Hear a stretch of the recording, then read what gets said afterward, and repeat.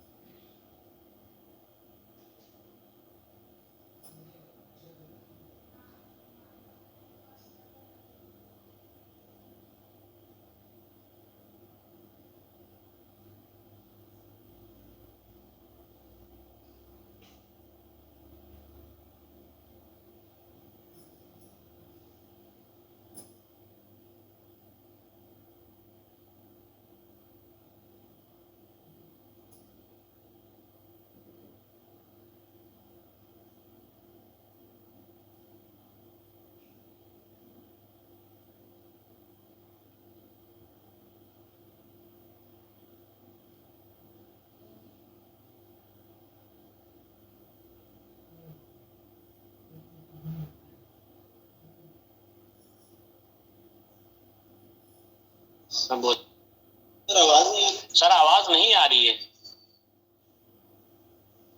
हाँ sir, 2 minute call चल रहा है, मैं कॉल के बाद बात करता हूँ।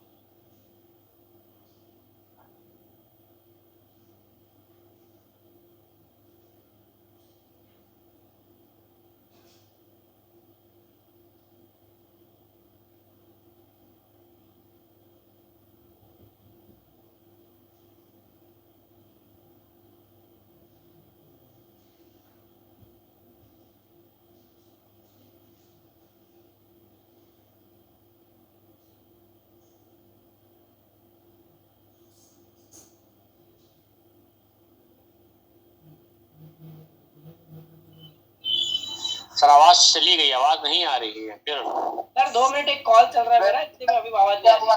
मैं नहीं बोल रहा हूँ। Okay okay okay.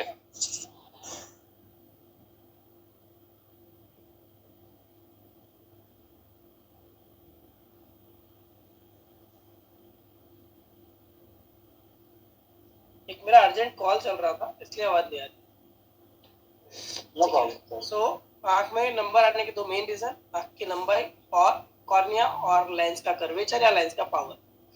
आंख की लंबाई में फर्क होता है, तो मैंने कल बताया था। जैसे आंख की लंबाई में अगर 1 मिलीमीटर का फर्क होता है, अगर आंख नॉर्मल आंख से 1 मिलीमीटर बड़ी हो जाए तो उसमें 3 डायोप्टर जितना फर्क पड़ता है, यानी 3 नंबर माइनस में आएगा अगर आंख बड़ी हो गई है। तो अगर आंख 1 मिलीमीटर छोटी हो जाए तो उसमें +3 डायोप्टर जितने नंबर आएंगे। ठीक है, कॉर्निया का कर्वेचर, कॉर्निया के कर्वेचर में फर्क पड़ने से 1 मिलीमीटर का अगर फर्क पड़ता है तो 6 डायोप्टर जितना फर्क पड़ता है। कॉर्निया का कर्वेचर 7.8 या 7.7 हमने देखा था। नॉर्मल कर्वेचर कितना होता है एंट्री सर्कस का? 7.7 या 7.8। अब उसकी जगह 8.8 हो जाए या 8.7 हो जाए तो उसमें 6 डायोप्टर जितना फर्क पड़ेगा।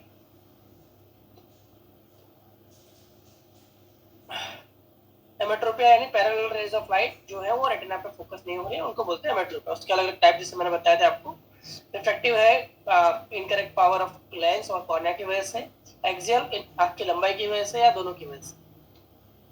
रिफ्रैक्टिव एरर कौन कौन सी होती है? मायोपिया जिसमें दूर का ऑब्जेक्ट ब्लर दिखते हैं, हाइपरमेट्रोपिया नजदीक के ऑब्जेक्ट देखने में थोड़ी प्रॉब्लम होती है, astigmatism blurred vision at all distance यानी दूर का विजन उसको हर डिस्टेंस में ब्लर विजन मिलता है क्योंकि रेस प्रॉपर एक पॉइंट पे फोकस नहीं होती। सो टाइप्स ऑफ एमेट्रोपिया कौन कौन से हैं? मायोपिया में एस्टिग्मेटिज्म के साथ भी मायोपिया आ सकता है, विथाउट भी आ सकता है, यानी सिंपल जिसको स्फेरिकल नंबर है वो विथाउट एस्टिग्मेटिज्म वाला मायोपिया है। जिसको प्लस में सिलिंड्रिकल के बिना नंबर है वो हाइपरमेट्रोपिक पेशेंट है, और जिसको एस्टिग्मेटिज्म है प्लेनो सिलेंडर है वो एस्टिग्मेटिक पेशेंट है। So what causes refractive errors? A variety of inheritance patterns are there. वो हमने पढ़ी थी अलग अलग एपिडेमियोलॉजी क्लासिफिकेशन। एमेट्रोपिया 4 नंबर के ऊपर है तो वो कंसीडर करते हैं एक्सेल की वजह से है, और 4 नंबर के आसपास है वो दोनों की वजह से है। मायोपिया को करेक्शन के लिए हम माइनस लेंस देते हैं, हाइपरमेट्रोपिया के लिए हम प्लस लेंस देते हैं, और एस्टिग्मेटिक सिस्टम के करेक्शन के लिए हम सिलिंड्रिकल लेंसेज देते हैं। Review of emetropia: far point of accommodation, the object point that is conjugate with the retina when accommodation is fully relaxed.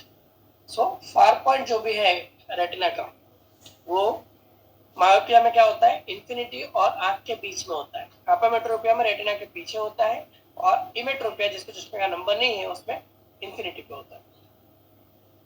ठीक है, same thing. Myopia the parallel raise of light जो भी आ रही हैं वो proper retina पे focus होने की जगह रेटिना से पहले फोकस हो रही है जब आपका accommodation relax condition. Also known as near sightedness बोलते हैं उसको। Inherited and is often discovered in childhood. Generally childhood में हमें पता चल जाता है कि इसको मायोपिया है,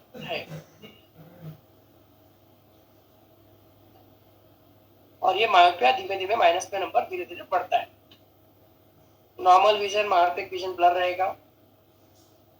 अनकरेक्टेड रेज है जो करेक्शन नहीं किया है मायोपिया का तो वो रेटिना के पहले फोकस हो रही है आंख के अंदर, और जब करेक्शन दिया है उसको कॉन्केव लेंस माइनस लेंस से तो वो रेज हमारी रेटिना पे प्रॉपर पहुंच रही है तो विजन क्लियर होगा।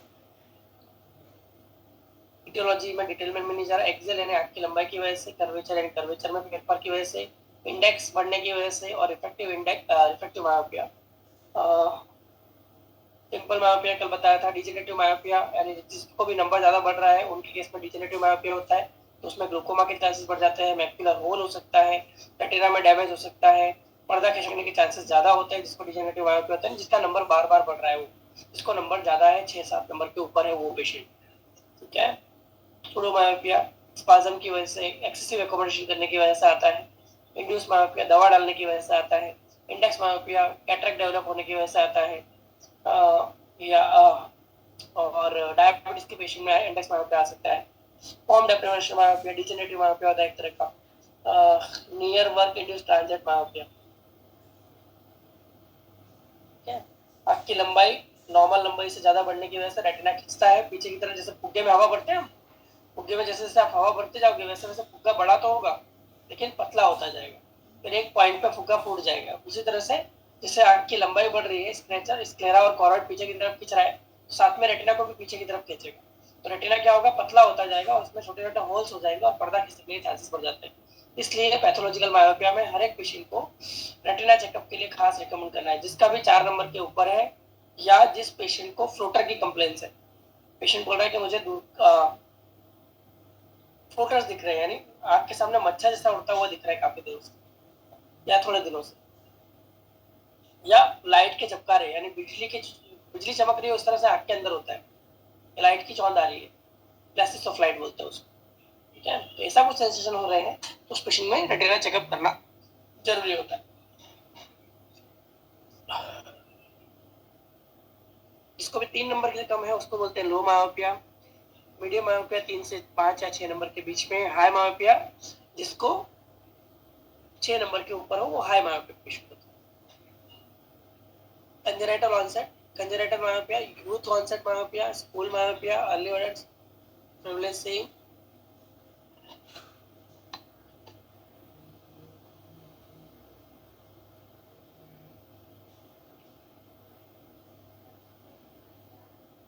एपिडेमियोलॉजिकल क्लासिफिकेशन एंड एनालिसिस हमने कल देखा ही था। अफ्रीकन पीपल्स में कम होता है, ब्लैक में ज्यादा कम इफेक्ट करता है, व्हाइट ज्यादा इफेक्ट करता है। क्या एशियन कंट्रीज में मायोपिया का प्रेवलेंस ज्यादा है as compared to other territories. और एजुकेशन लेवल की बात की थी, जिसका एजुकेशन ज्यादा हो, इंटेलिजेंस हो, आईक्यू ज्यादा हो, नियर वर्क ज्यादा करते हैं, उन केसेस में मायोपिया ज्यादा होने के चांसेस होते हैं। और जो नियर वर्क कम करते हैं, आउटडोर एक्टिविटी ज्यादा करते हैं, फील्ड वर्कर होते हैं, उनमें मायोपिया का प्रोग्रेशन कम होता है। ये वो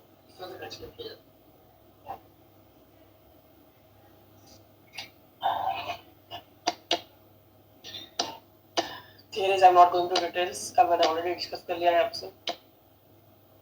सिम्टम्स क्या थे मायोपिया के? दूर का विजन कम दिख रहा है, स्क्विंटिंग यानी आंख बाहर की तरफ डेविएट हो रही है, ऐसा लगेगा पेशेंट को। शॉर्ट वाइटेड डिस्टेंस लग रहा है ऑफन, यानी चीजें नजदीक रख के देखते हैं तो साफ दिखती हैं, दूर रखते हैं तो ब्लर दिखता है। कैसे पता चलेगा? विजन चेक करोगे, रेटिनोस्कोपी करोगे आप, उससे पता चलेगा। नियर विजन नॉर्मल होता है, दूर का विजन कम होता है मायोपिक पेशेंट में।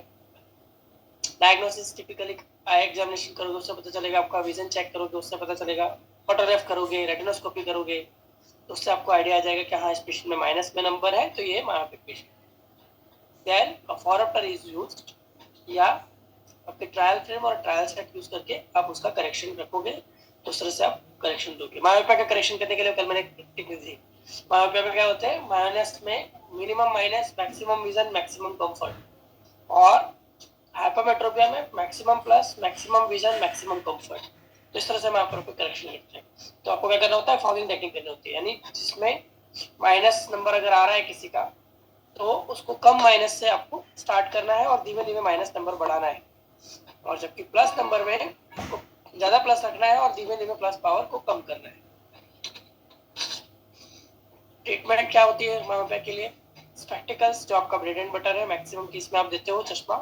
कॉन्टेक्ट लेंस दे रहे हो तो भी एक जोड़ी चश्मा तो देना ही है। कॉन्टेक्ट लेंस अगर आप बना रहा है पेशेंट तो मेरे को बोलना है कि आपके पास एक जोड़ी चश्मा स्पेयर में होना चाहिए। कभी इमरजेंसी के लिए चश्मा उसके पास रहना चाहिए, कोई इन्फेक्शन हुआ, कॉन्टेक्ट लेंस नहीं पहन सकते हैं उस टाइम के लिए। ऑर्थोकेराटोलॉजी, ये मैंने कल बताया था, रात को लेंस पहनना होता है, पूरे दिन चश्मे या लेंस के बिना वो पूरा काम कर सकता है। रिफ्रैक्टिव सर्जरी, आरके की बात की थी हमने, लेसिक की बात की थी, एपिलेसिक की बात की थी, और extraction of the lens in high myopes, यानी जिसको नंबर बहुत ज्यादा है, जिसमें लेसिक एपिलेसिक पॉसिबल नहीं है, उन केसेस में हम क्लियर लेंस को निकाल के मोती वाला ऑपरेशन डायरेक्टली कर सकते हैं। तो उससे मोतिया भी निकल भविष्य में नहीं आएगा और साथ साथ में नंबर भी कम हो जाएगा। इसके अलावा एक और ऑपरेशन मैंने बताया था, ICL, intra ocular contact lens. तो उसमें जो हमारा नेचुरल लेंस है उसके आगे के भाग में एक दूसरा लेंस सर्जरी करके रख देते हैं, जितना पेशेंट का नंबर है उसके हिसाब से, ताकि उसको चश्मा पहनने की जरूरत ना आए। ये सर्जरी करवाने से नुकसान क्या होगा? Extraction of the lens in high myope, उससे पेशेंट का एकोमोडेशन चला जाएगा और पेशेंट को नियर विजन के लिए चश्मा पहनना पड़ेगा। ठीक है, उसका एकोमोडेशन पावर जो है वो 40 साल के बाद जो कम होता है, हमारा नजदीक का नंबर आता है, वो उसको तुरंत आ जाएगा, जैसे आप मोती वाला ऑपरेशन कर देते हैं।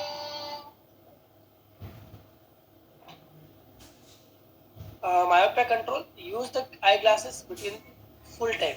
कैसे एडवाइस करना है? चश्मा पूरे दिन पहनना है, चश्मा सुबह उठ के पहनना है, रात को सोते समय निकाल के रखना है।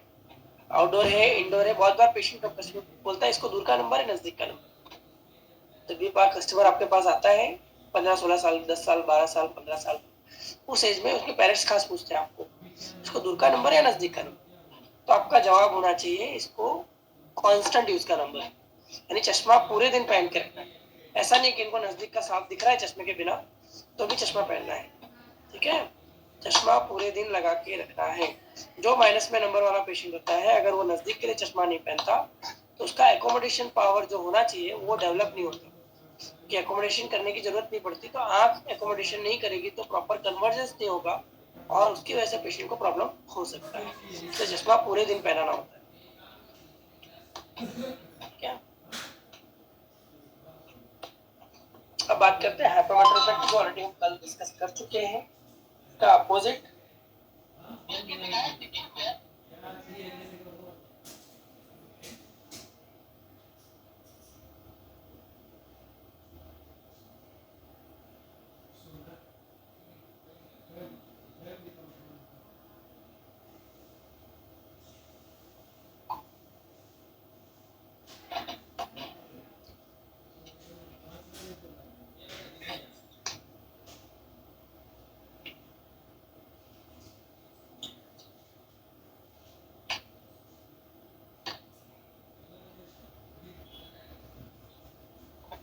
So it is a refractive error in which the parallel rays of light coming from infinity are going to focus behind the retina.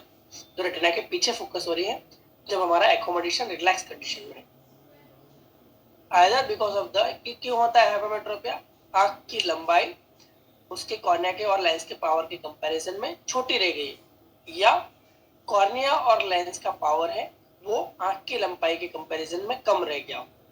तो ये हमें फार साइटनेस, लॉन्ग साइटनेस, हाइपरमेट्रोपिया या हाइपरोपिया, ये कंडीशन डेवलप होती है एमेट्रोपिया की।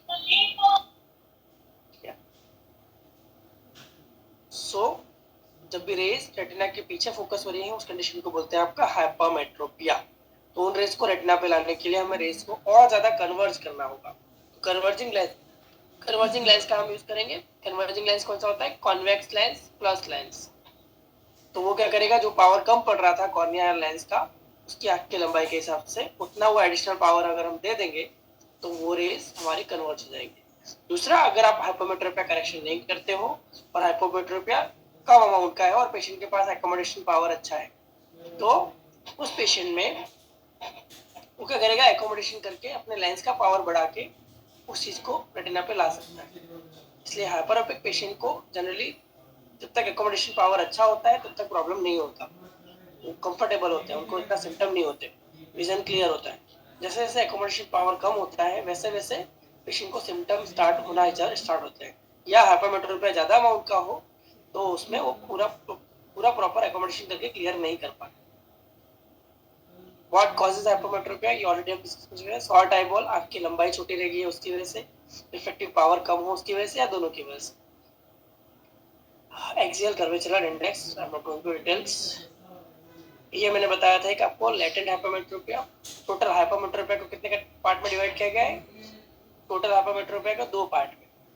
First is latent hypermetropia, second is manifest hypermetropia. हाँ ले लो ने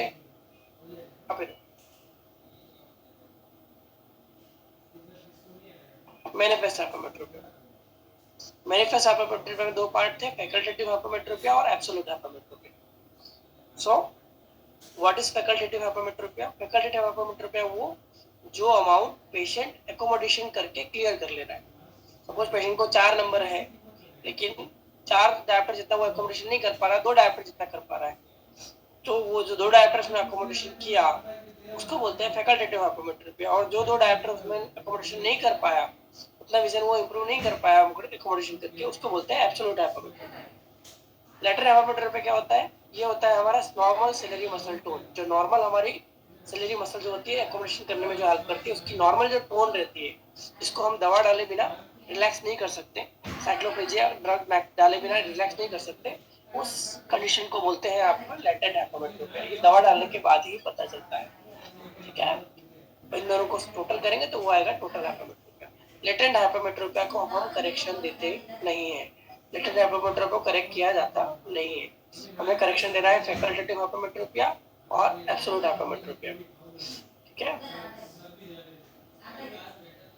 एकोमोडेशन फोकसेस, जो मैंने आपको पहले बताया कि अगर हाइपरमेट्रोपिया कम अमाउंट का है तो लेंस के पास हमारे पास प्लस पावर रिजर्व है एकोमोडेशन नाम से, तो वो एकोमोडेशन करके उन रेज को प्रॉपर फोकस कर सकता है। और वो क्या होगा, जो एकोमोडेशन रिलैक्स कंडीशन में रहना चाहिए दूर के ऑब्जेक्ट को देखने के लिए, वो एक्टिव रहेगा, तो पेशेंट को नियर विजन में प्रॉब्लम आ सकता है, या नजदीक का काम करने में उसको फटीग, आई स्ट्रेन, हेडेक, ये सारे सिम्टम हो सकते हैं जब वो एक्सेसिव एकोमोडेशन कांस्टेंट करेगा उसकी वजह से।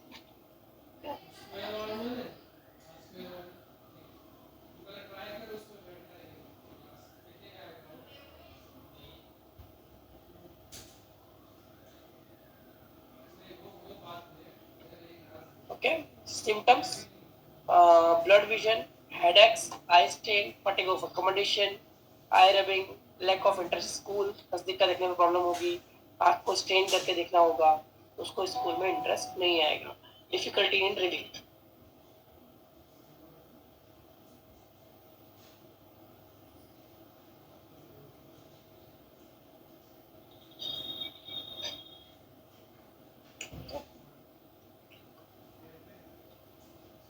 साइंस क्या क्या होंगी, विजुअल एक्टिविटी आप चेक करोगे तो अगर हाइपोमेट्रोपिया वो एकोमोडेशन करके देख रहा है तो पेशेंट का विजन 6/6 भी आ सकता है प्लस में नंबर होने के बाद भी।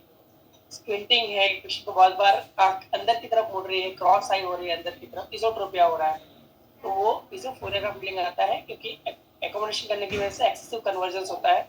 वो एक्सेसिव कन्वर्जेंस में आंख अंदर की तरफ मुड़ रही हो ऐसा फीलिंग आएगा, उसको बोलते हैं स्क्विंटिंग होता है। एम्ब्लियोपिया हो सकता है पेशेंट को, यानी ब्लर विजन आ सकता है, आंख कमजोर रह सकती है और उसको प्रॉपर टाइम पे ट्रीटमेंट नहीं किया गया है तो।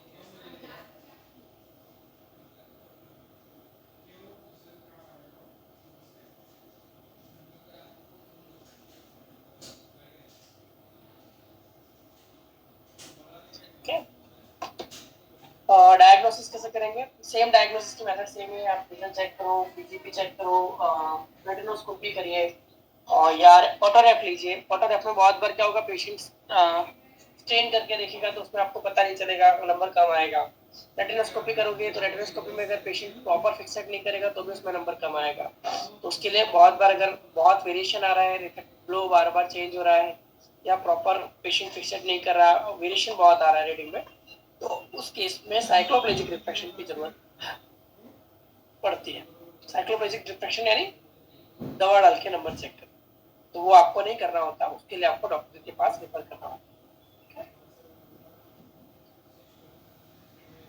हाइपोमेट्री पे ट्रीटमेंट क्या क्या देते हैं हम? स्पेक्टिकल्स बेस्ट, दूसरा ऑप्शन होता है कॉन्टैक्ट लेंस का। सर्जरी आइडियली हाइपोमेट्रोपी के लिए रिकमेंड नहीं की जाती। हाँ, किसी को नंबर बहुत ज्यादा है तो उस केस में आईसीएल एडवाइस कर सकते हो आप, या टीएलएस एक्सट्रैक्शन वाला मेथड भी कर सकते हैं अगर उसके माप का आयल पावर अवेलेबल हो। ठीक है, एक प्रिस्क्रिप्शन गाइडलाइन होती है। अब बात करते हैं एस्टिग्मेटिज्म की, जो हमारा आज का टॉपिक जो कल रह गया था, that we will start from here today. So already we have revised all the things yesterday we have discussed. Okay, so astigmatism simple, जो रेस एक पर्टिकुलर पॉइंट पे फोकस होनी चाहिए रेटिना पे, वो अलग अलग पॉइंट पे फोकस होगी। एस्टिग्मेटिज्म के दो टाइप है, एक होता है रेगुलर एस्टिग्मेटिज्म और एक होता है इररेगुलर एस्टिग्मेटिज्म। एस्टिग्मेटिज्म के दो टाइप है ब्रॉड क्लासिफिकेशन में। रेगुलर एस्टिग्मेटिज्म को हम चश्मा देके, कॉन्टैक्ट लेंस देके करेक्ट कर सकते हैं, जबकि इरेगुलर एस्टिग्मेटिज्म को करेक्ट करने के लिए हमारे पास एक दो ऑप्शन ही है, कॉन्टैक्ट लेंस या तो फिर आपका सर्जरी। ठीक है, तो astigmatism, it is a refractive error with parallel light coming from infinity cannot converge to a point focus due to unequal refraction। यानी unequal refraction हो रहा है हमारी कॉर्निया की वजह से या लेंस की वजह से in different meridians of the optical system of the eye। तो रेज अलग अलग पॉइंट पे फोकस होती है। It is a condition of refraction in which the point of focus light cannot be formed upon the retina। एक point नहीं बनता, पूरी लाइन बनती है। Making objects up close and at a distance appear blurry। So ये mixed astigmatism का आपको example दिया है एस्टिग्मेटिज्म के लिए। एक मेरिडियन से जो रेज आ रही है वो रेटिना के पीछे जाके फोकस हो रही है, तो इनको करेक्ट करने के लिए हमें प्लस पावर की जरूरत पड़ेगी, और जो कुछ दूसरे मेरिडियन की जो रेज आ रही है वो हमारे रेटिना के आगे फोकस हो रही है, तो उनको करेक्ट करने के लिए हमें माइनस लेंस की जरूरत पड़ेगी। सो it is called a mixed astigmatism. Mixed astigmatism, mix वाला कंपोनेंट, प्लस भी है माइनस भी है। क्या? So what causes astigmatism? क्यों आता है astigmatism? When the cornea is shaped more like an oblong football। Cornea हमारी ग्राउंड नहीं होती, कॉर्निया हमारी ऑब्लॉन्ग होती है, ऑबलेट होती है, तो फुटबॉल की तरह होती है, स्फेरिकल बेसबॉल की तरह। ठीक है,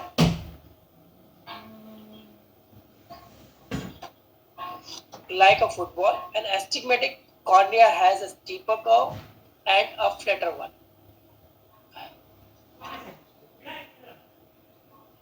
Astigmatism other causes are incipient cataract। कौन कौन से दूसरे कारण होते हैं? यानी इमेच्योर कैटरेक्ट, मोतिया की शुरुआत हुई यानी अलग अलग पॉइंट से अलग अलग रिफ्रैक्शन होगा लेंस में।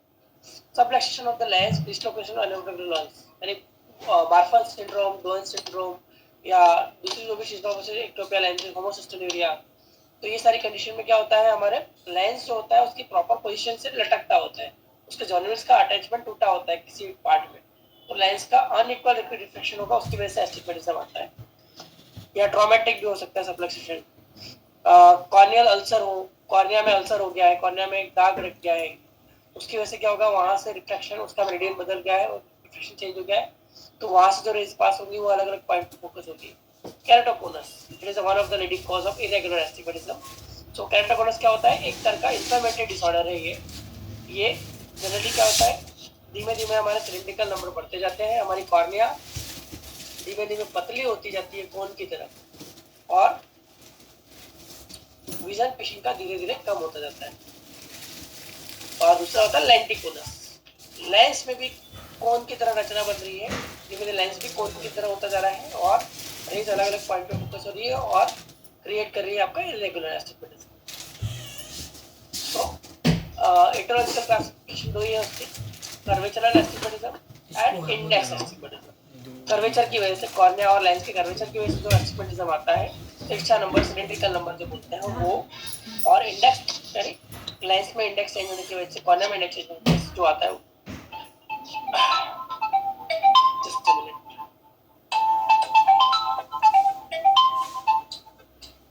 That's all.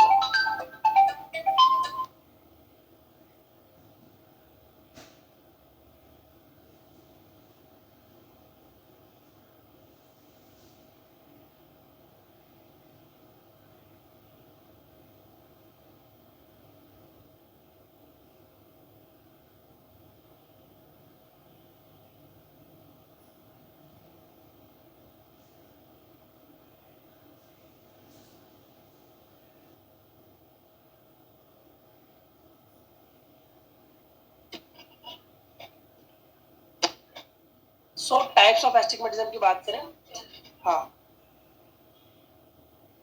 तो टाइप्स ऑफ एस्टिग्मेटिज्म है रेगुलर एस्टिग्मेटिज्म और दूसरा है इरेगुलर एस्टिग्मेटिज्म। रेगुलर एस्टिग्मेटिज्म में तीन टाइप है, सिंपल एस्टिग्मेटिज्म, कंपाउंड एस्टिग्मेटिज्म और mixed astigmatism.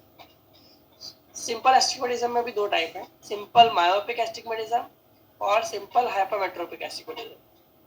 Simple myopic astigmatism का मतलब होता है ये वाला, एक मिनट से जो रेज आ रही है वो प्रॉपर रेटिना में फोकस हो रही है, तो उनको हमें इंटरफेयर करने की जरूरत नहीं है, और जो दूसरे मीडियम से रेज आ रही है वो रेटिना के आगे फोकस हो रही है, तो खाली उन रेज को हमें रेटिना तक पहुंचाना है, पीछे ले जाना है।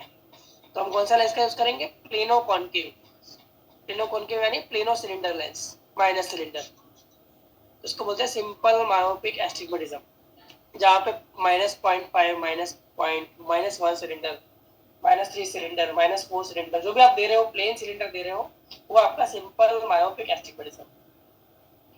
दूसरा जो टाइप है वो आपका सिंपल हाइपरमेट्रोपिक एस्टिग्मेटिज्म, यानी एक मेरिडियन की रेज है वो प्रॉपर रेटिना पे फोकस हो रही है, और दूसरे मेरिडियन की जो रेज है वो प्रॉपर रेटिना पे फोकस होने की जगह रेटिना के पीछे फोकस हो रही है। तो उन रेज को हमें रेटिना तक लाने के लिए प्लस लेंस की जरूरत पड़ेगी, लेकिन हम इन रेज को डिस्टर्ब नहीं करेंगे, तो उसके लिए हम यूज करेंगे आपका प्लेनो प्लस सिलेंडर। जो आपके जो ट्रायल सेट में होते हैं लेंसेज, वो प्लेनो सिलेंडर होते हैं, तो प्लेनो प्लस सिलेंडर आप यूज करोगे, तो जहाँ पे +1 सिलेंडर दे रहे हो आप, +2 सिलेंडर दे रहे हो, +3 सिलेंडर दे रहे हो, जिसमें प्लस स्पेरिकल पावर नहीं है या माइनस स्पेरिकल पावर नहीं है, तो that is called simple hypermetropic astigmatism, hyperopic astigmatism. दूसरा जो टाइप है वो आपका कंपाउंड रेगुलर एस्टिग्मेटिज्म, तो उसमें क्या होता है, कंपाउंड मायोपिक एस्टिग्मेटिज्म, यानी एक मेडिसिन जो रेज आ रही है वो रेटिना के थोड़ा ज्यादा आगे फोकस हो रही है, और दूसरे मेडिसिन से जो रेज आ रही है वो रेटिना के थोड़ा नजदीक जाके फोकस हो रही है। तो ये जो रेज है दोनों रेटिना के अंदर है, लेकिन इनको रेटिना तक पहुंचाने के लिए हमें अलग पावर की जरूरत पड़ेगी, इनको रेटिना तक पहुंचाने के लिए हमें अलग पावर की जरूरत पड़ेगी। तो पहले अगर हमने इस रेज को रेटिना पे पहुंचाया तो स्पेरिकल लेंस रखा, तो ये रेज रेटिना पे पहुंच गई और ये वाली रेज थोड़ी रेटिना के पास आ जाएगी। फिर इन रेज को पहुंचाने के लिए माइनस सिलेंडर का लेंस रखेंगे, तो ये आपका रेटिना तक पहुंच जाएगा, यानी -1/2 के साथ -1.5 सिलेंडर हो, सपोज ये करेक्शन हो, तो आपका वो कंपाउंड मायोपिक एस्टिग्मेटिज्म। तीसरा है आपका कंपाउंड हाइपरमेट्रोपिक एस्टिग्मेटिज्म। कंपाउंड में टाइप वो है आपका दोनों रेज रेटिना के पीछे फोकस हो रही है, तो उनको रेटिना तक लाने के लिए अलग अलग पावर की जरूरत पड़ेगी, तो तो हमने जो नजदीक वाले रेज है उसको फोकस करने के लिए क्या किया, प्लस स्फेरिकल लेंस का यूज किया। सपोज आपने +1 का लेंस रखा तो ये वाली रेज रेटिना के यहाँ पहुंच गई, लेकिन स्फेरिकल लेंस की वजह से क्या होगा, ये रेज भी है वो रेटिना के थोड़ा आगे आ जाएगी। अब ये रेज थोड़ी बाहर रहेगी, उसके लिए आपने प्लस सिलेंडर का लेंस रख दिया, साथ में +1 सिलेंडर रखा आपने, +1 के साथ +1 सिलेंडर, तो रेज दोनों रेटिना पे प्रॉपर फोकस होने लगी। तो ये इसका करेक्शन हो गया, कंपाउंड हाइपरमेट्रोपिक एस्टिग्मेटिज्म। प्लस के साथ प्लस सिलेंडर, माइनस के साथ माइनस सिलेंडर आ रहा है ट्रांसपोज करने के बाद भी, तो वो आपका पावर कंपाउंड हाइपरमेट्रोपिक या कंपाउंड मायोपिक एस्टिग्मेटिज्म है। फिर आता है आपका लास्ट कंपोनेंट, वो है आपका मिक्स कंपोनेंट। वो है आपका कुछ रेज रेटिना के पहले फोकस हो रही है, कुछ रेटिना के पास बाहर फोकस हो रही है, उनको रेटिना तक ले जाने के लिए माइनस लेंस की जरूरत पड़ेगी और इनको रेटिना तक लाने के लिए प्लस लेंस की जरूरत पड़ेगी। आपने प्लस लेंस का यूज किया स्पेरिकल में, सपोज +1 आपने रखा, तो क्या होगा, +1 रखने से ये रेज तो रेटिना पे आ गई, लेकिन ये वाली रेज और रेटिना के अंदर चली गई प्लस लेंस की वजह से, और कन्वर्ज हो गई ज्यादा। तो उनको पीछे ले जाने के लिए फिर हमने माइनस सिलेंडर का -3 सिलेंडर रखा, +1 के साथ -3 सिलेंडर, तो वो जाके दोनों रेज प्रॉपर रेटिना पे फोकस होगी। तो इस कंडीशन को बोलते हैं आपका मिक्स्ड एस्टिग्मेटिज्म। यहाँ तक किसी को डाउट टाइप्स ऑफ एस्टिग्मेटिज्म?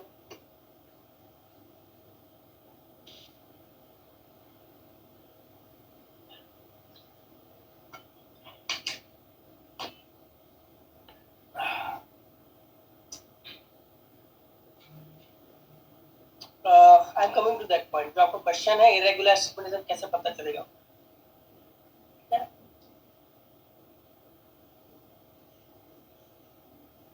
सो उसका नेक्स्ट टाइप है आपका, वो है आपका इरेगुलर एस्टिग्मेटिज्म।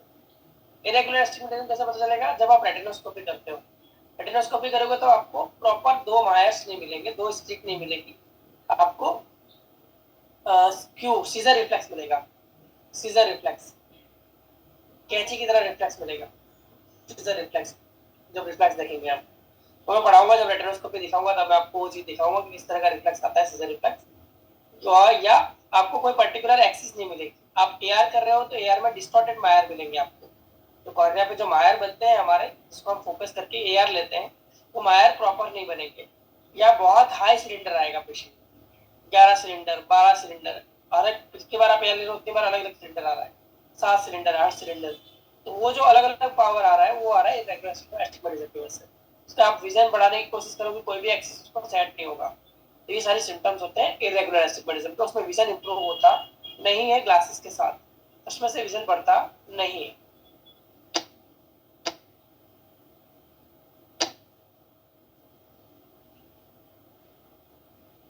साइन या सिम्टम्स क्या होते हैं,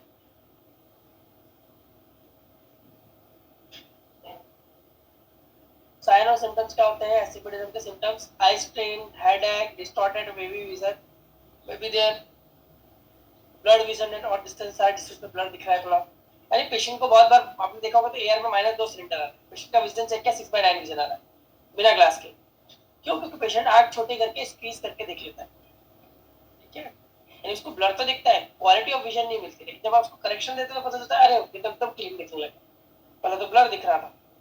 बहुत से पेशेंट ने मुझे एक्सपीरियंस दिया कि नहीं अभी तक तो मैं देख रहा था, मुझे लग रहा था कि सब कुछ क्लियर दिख रहा है, जब आपने चश्मा दिया तब पता चला कि नहीं इतना क्लियर दिखना चाहिए। ओके, तो क्वालिटी ऑफ विजन नहीं आता एस्टिग्मेटिज्म जब होता है।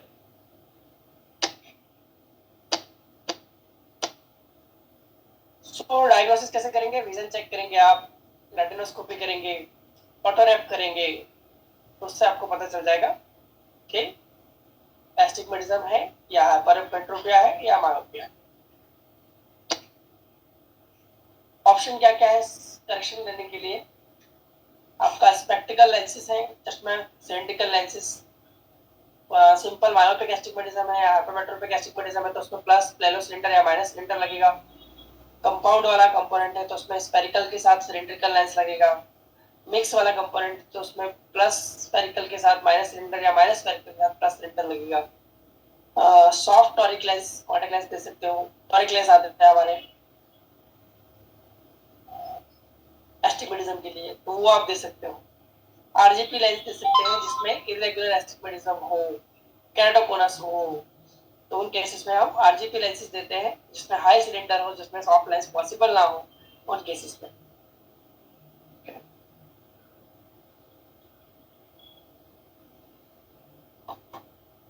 सो ये ऑप्शन होता है। जब इरेगुलर एस्टिग्मेटिज्म होता है तब उनके लिए करेक्शन का मेथड एक ही हमारे पास। उस केस में अगर कॉन्टेक्ट लेंस से विजन नहीं बढ़ रहा, कुछ कंडीशन ऐसी है जिसमें विजन बहुत खराब है, कॉर्निया की हालत बहुत खराब है, ट्रोमा है, चोट लगा है, कॉर्निया की वजह स्कार है, तो उसमें कॉर्नियल ट्रांसप्लांट सर्जरी कर सकते हैं, पुतली बदलने का ऑपरेशन वो रिकमेंड किया जाता है। कॉरेक्टोकोनस पर भी बहुत बार जब बहुत वर्स्ट केस हो जाता है तब ये वाला ऑप्शन किया जाता है। पीएमडी होती है, बहुत सारी कॉर्निया के डिसीज होती है मैक्सिमम केस में, उनकी वजह से इरेगुलर एस्टिग्मेटिज्म आता है तो उस पर सर्जरी करनी होती है। ठीक है, तो ये है आपकी प्रिस्क्राइबिंग गाइडलाइंस। बच्चे की एज अगर 2 साल से कम है और एस्टिग्मेटिज्म अगर 2 डायप्टर से कम हो तो उसको 6 महीने में मॉनिटरिंग करते हैं, ध्यान रखते हैं कि अगर उसका एक नंबर एकदम से बढ़ रहा है या 2 डायप्टर के ऊपर जा रहा है तो उसमें पार्शियल करेक्शन देना होता है, या 2 साल से कम की एज में 2 नंबर से ज़्यादा हो तो उसमें थोड़ा करेक्शन देना होता है, थोड़ा करेक्शन नहीं देना होता। 2 साल से ऊपर है और सिलेंड्रिकल नंबर आ रहा है 2 डायप्टर से ज़्यादा, उसमें फुल करेक्शन देना होता है। 2 साल से ऊपर है 100 डायप्टर के बीच में आ रहा है तो पेशेंट को तकलीफ है, कंप्लेन है, पेशेंट की पेरेंट्स की कंप्लेन है उस एज में, तो उस पर करेक्शन देना होता है। यानी जो भी 3 साल से ऊपर हो एस्टिग्मेटिज्म है तो उस पर करेक्शन देना होता है आपको। एडल्ट है 1 साल से 1 डायप्टर से कम की एज है, एक एडल्ट है 1 डायप्टर से कम है, पेशेंट को सिम्टम नहीं है और फिर भी करेक्शन से क्वालिटी ऑफ विजन बढ़ रहा है तो उस पर करेक्शन देना होता है। ठीक है,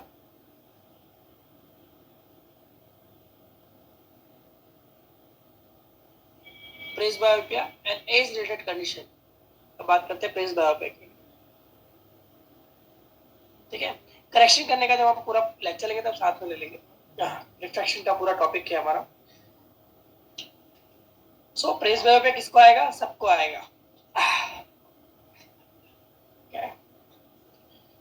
प्रेस बायोपिया क्या है? कोई डिजीज नहीं है, कोई रिफ्रैक्टिव कंडीशन नहीं है, it is a normal age related process.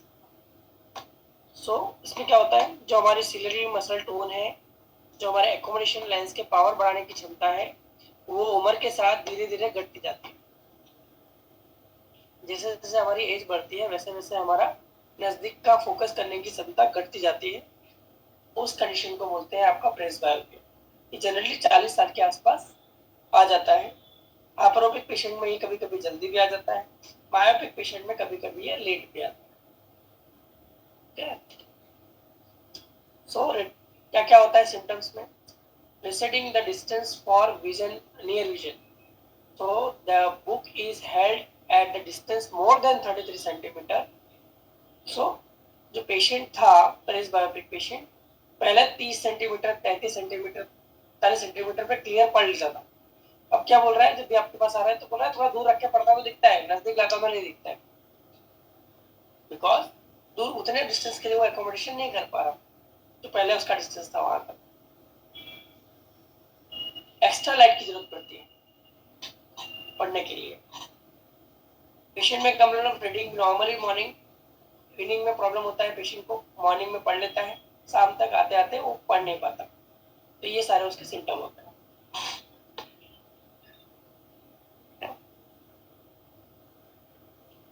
होता है क्योंकि नजदीक का वो फोकस नहीं कर पाता।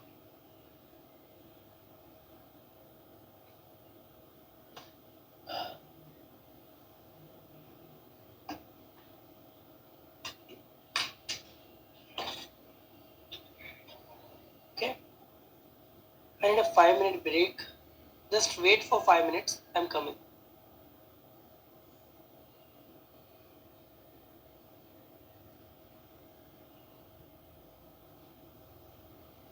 मैं एक वीडियो चालू करके जा रहा हूँ, 10 मिनट का ब्रेक ले रहा हूँ मैं, 5 मिनट का। एक इमरजेंसी पेशेंट है, I just complete that patient and I will join you. Okay,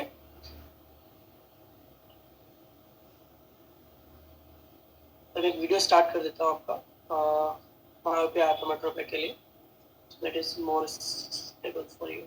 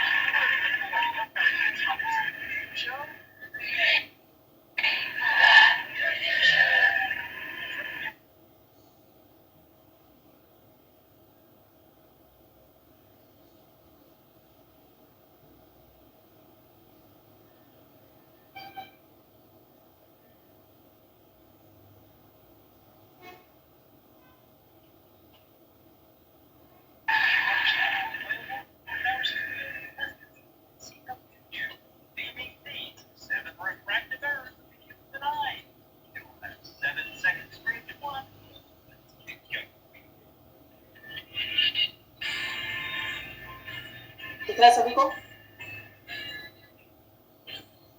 Just coming.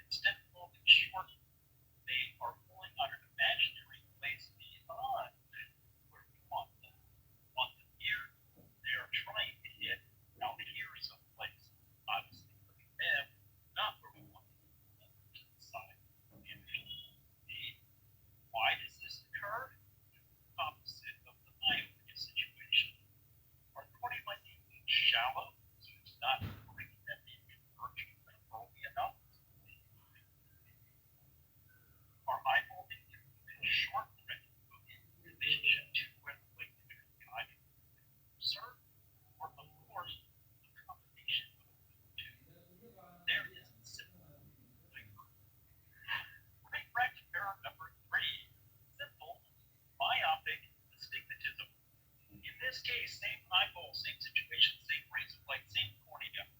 Rays of light enter the eye. Some of the rays hit exactly perfect. Bottom line. Vision in that moment here. Another set of rays entering the eye, they fall short. They don't reach what they need. Why? The cornea is misshapen in that shape. It has astigmatism. Some of the rays of light work for it. They do not require any correction at all. Where zero comes from the other meridian, they don't there. Simple. Myopic. Next up, reward. Simple hyperopic astigmatism. Just the first of myopic astigmatism. Three eyeballs, they cornea, same rays of light hitting, enter the eyeball. Some rays into that. Another set going on that edge. Five. These rays of light require no correction and zero restriction.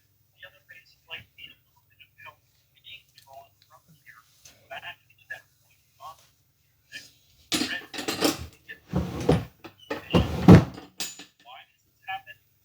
Cornea is shaped in the altitude instead of on the curve, and then light in two different ways.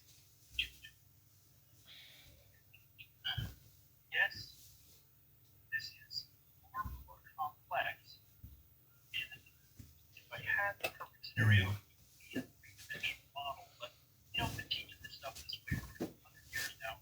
For conception, it's actually a really good model.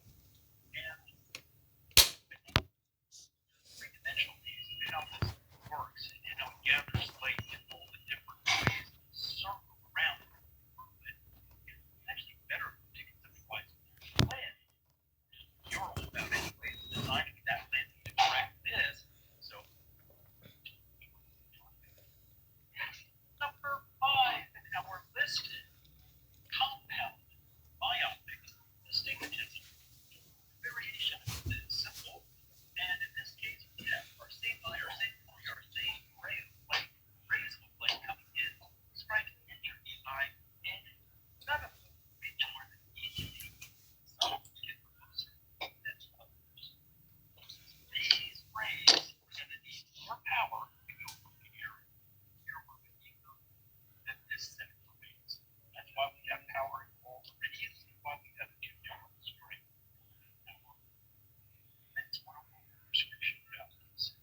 Then is compound myopic astigmatism, caused by misshape. Next up would be compound hyperopic astigmatism, and looks like this.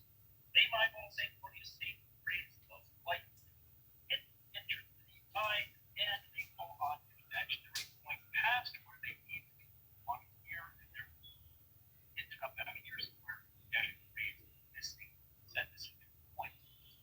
Some of the rays miss a little bit, some rays miss by a lot.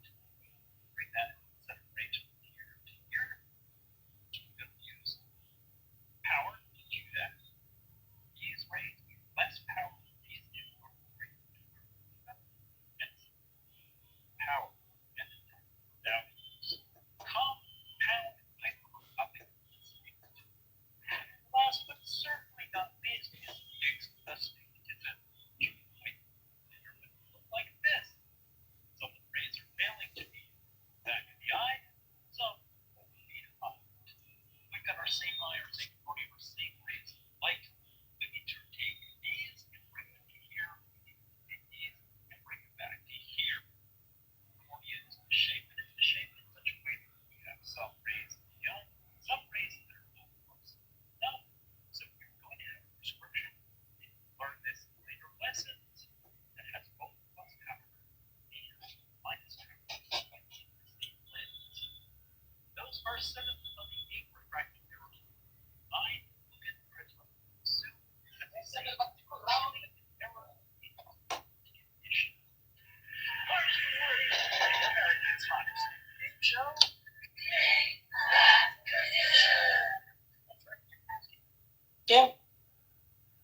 this is types of refractive error, nicely explained in the video also. Video समझ में आया सभी को?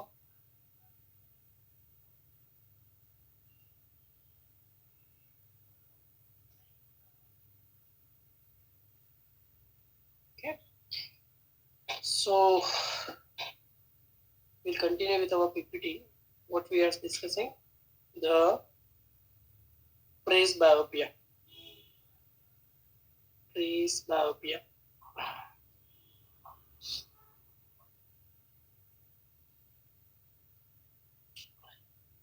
सो इसका एक general rule है presbyopia correction के लिए 40 से 42 साल के बीच में है तो एक डायप्टर का एडिशन देते हैं। 42 से 44-43 के बीच में है तो हम उसको सवा डायप्टर के आसपास देते हैं। 45-46 में है तो 1.5 डायप्टर के addition.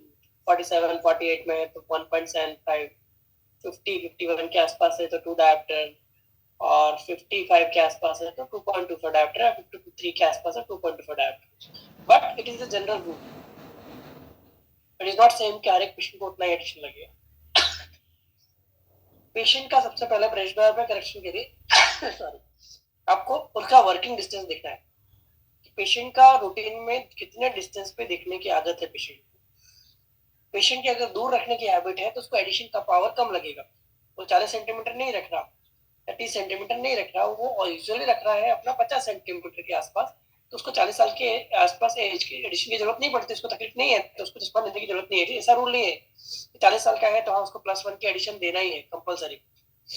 Okay, so it is a depend, addition power इस पर डिपेंड करता है मेनली पेशेंट का ऑक्यूपेशन क्या है वो। सेकेंड थिंग, पेशेंट की नीड क्या है। पेशेंट को अगर नजदीक का देखना है, उसका काम ऐसा है कि बहुत नजदीक लाके देखना है, तो उसको 40 साल की एज में 2 डायप्टर की एडिशन, 2.5 डायप्टर की एडिशन भी आ सकती है। और पेशेंट का काम ऐसा नहीं है कि उसको 40 साल के एज में नजदीक का नंबर आएगा ही। It is depend upon the working distance, patient कितने डिस्टेंस पे नजदीक का काम कर रहा है उस पर डिपेंड करता है प्योरली। तो जनरली व्हाट आई सी, जब भी आप नजदीक का नंबर चेक करो उसके पहले सबसे पहले आपको क्या करना होता है, दूर का नंबर चेक करना होता है। डिस्टेंस का करेक्शन पहले करना है, उसके बाद आपको एडिशन का पावर देना है।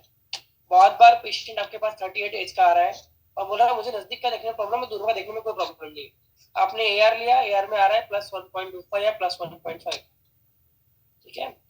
अब उसका आप जब करेक्शन करने बैठोगे, आप विजन चेक करोगे विदाउट फॉगिंग टेक्निक, आप करेक्शन करोगे, फॉगिंग नहीं करोगे अगर, तो उस पेशेंट में डिस्टेंस का विजन 6/6 ही आएगा। 6/9 विजन है तो 6/9 ही आएगा। फिर आप सोचोगे इसमें तो, और जैसे आप +1 रखोगे या +1.5 रखोगे, पेशेंट को वो एक्सेप्ट नहीं होगा। सो इन दैट केस आपको फॉगिंग टेक्निक करनी ही होगी, यानी आपको +3 या +2.5 3 से चालू करना होगा और धीमे धीमे वो पावर कम करके धीमे जैसे जैसे क्वेश्चन पढ़ता जा रहा है वैसे वैसे विजन चेक करना होगा और जितना मैक्सिमम प्लस के साथ उसको विजन कंफर्टेबल मिल रहा है उतना डिस्टेंस रखना होगा। अगर उस पेशेंट का AR 1.5 आ रहा था और उसने पेशेंट ने +1 या +1.25 एक्सेप्ट किया है और पेशेंट का विजन कंफर्टेबल 6/6 आ रहा है, और जब आप नियर विजन चेक करोगे 38 की पेशेंट में उस करेक्शन के साथ, तो पेशेंट का विजन N6 मिलेगा आपको, नजदीक का भी पेशेंट को क्लियर दिखने लगा होगा। तो उस पेशेंट को खास आपको समझाना होगा कि चश्मा आपको नजदीक का अभी नहीं आया है, ये जो नंबर है आपको प्लस में है, आपकी उम्र के हिसाब से आपको नजदीक का प्रॉब्लम हो रहा है, चश्मा आपको पूरे दिन पहनना है, दूर के लिए भी यही चश्मा पहनना है और नजदीक के लिए भी यही चश्मा पहनना है। आपकी जैसे थोड़े 6 महीने बाद या साल बाद आपको नजदीक का नंबर लगेगा, तब आपको बायफोकल या प्रोग्रेसिव लेंस की जरूरत पड़ेगी। यानी अभी जो आपका चश्मा है वो कांस्टेंट यूज के लिए है, you are hypermetropic not presbyopic, ठीक है। सो ये चीज खास ध्यान रखनी, इसलिए हमने बताया था कल फॉगिंग टेक्निक क्यों करनी है, समझ में आया, ठीक है। So working distance is more important as compared to air, age के हिसाब से एज से ज्यादा इंपॉर्टेंट है वर्किंग डिस्टेंस कि कितने डिस्टेंस पे पेशेंट को पढ़ने की आदत है उतना डिस्टेंस। सो ये जनरल रूल जो मैंने आपको बताया वो जनरली 2.5-3 की एडिशन अब मैं बहुत रेयर देता हूँ क्योंकि पेशेंट का सारे डिस्टेंस है वो ऑलमोस्ट थोड़ा दूर हो गए, एकदम नजदीक रख के देखने वाले पेशेंट बहुत कम हो गए। Presbyopic patients maximum addition 2.25 is more than enough. आप जितना ज्यादा एडिशन दोगे उतना आप ज्यादा पेशेंट का वर्किंग डिस्टेंस कम कर रहे हैं, यानी उसकी रेंज ऑफ विजन घटा रहे हो आप, ठीक है। तो जितना कम एडिशन दोगे आप उतना उसके पास रेंज ऑफ विजन रहेगा, ठीक है। થોડુંક ભગવાનની શેરન લગાવી દો જો કઈ બી ભગવાનની શેરન So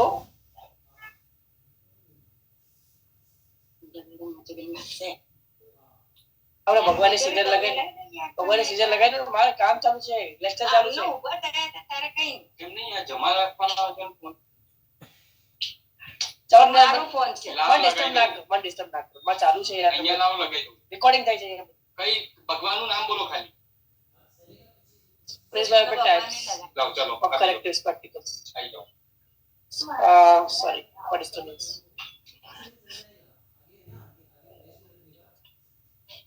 types of press biopic correction. क्या क्या ऑप्शन है हमारे पास प्रेस बायोपिक करेक्शन के लिए? पेशेंट को दूर का नंबर नहीं,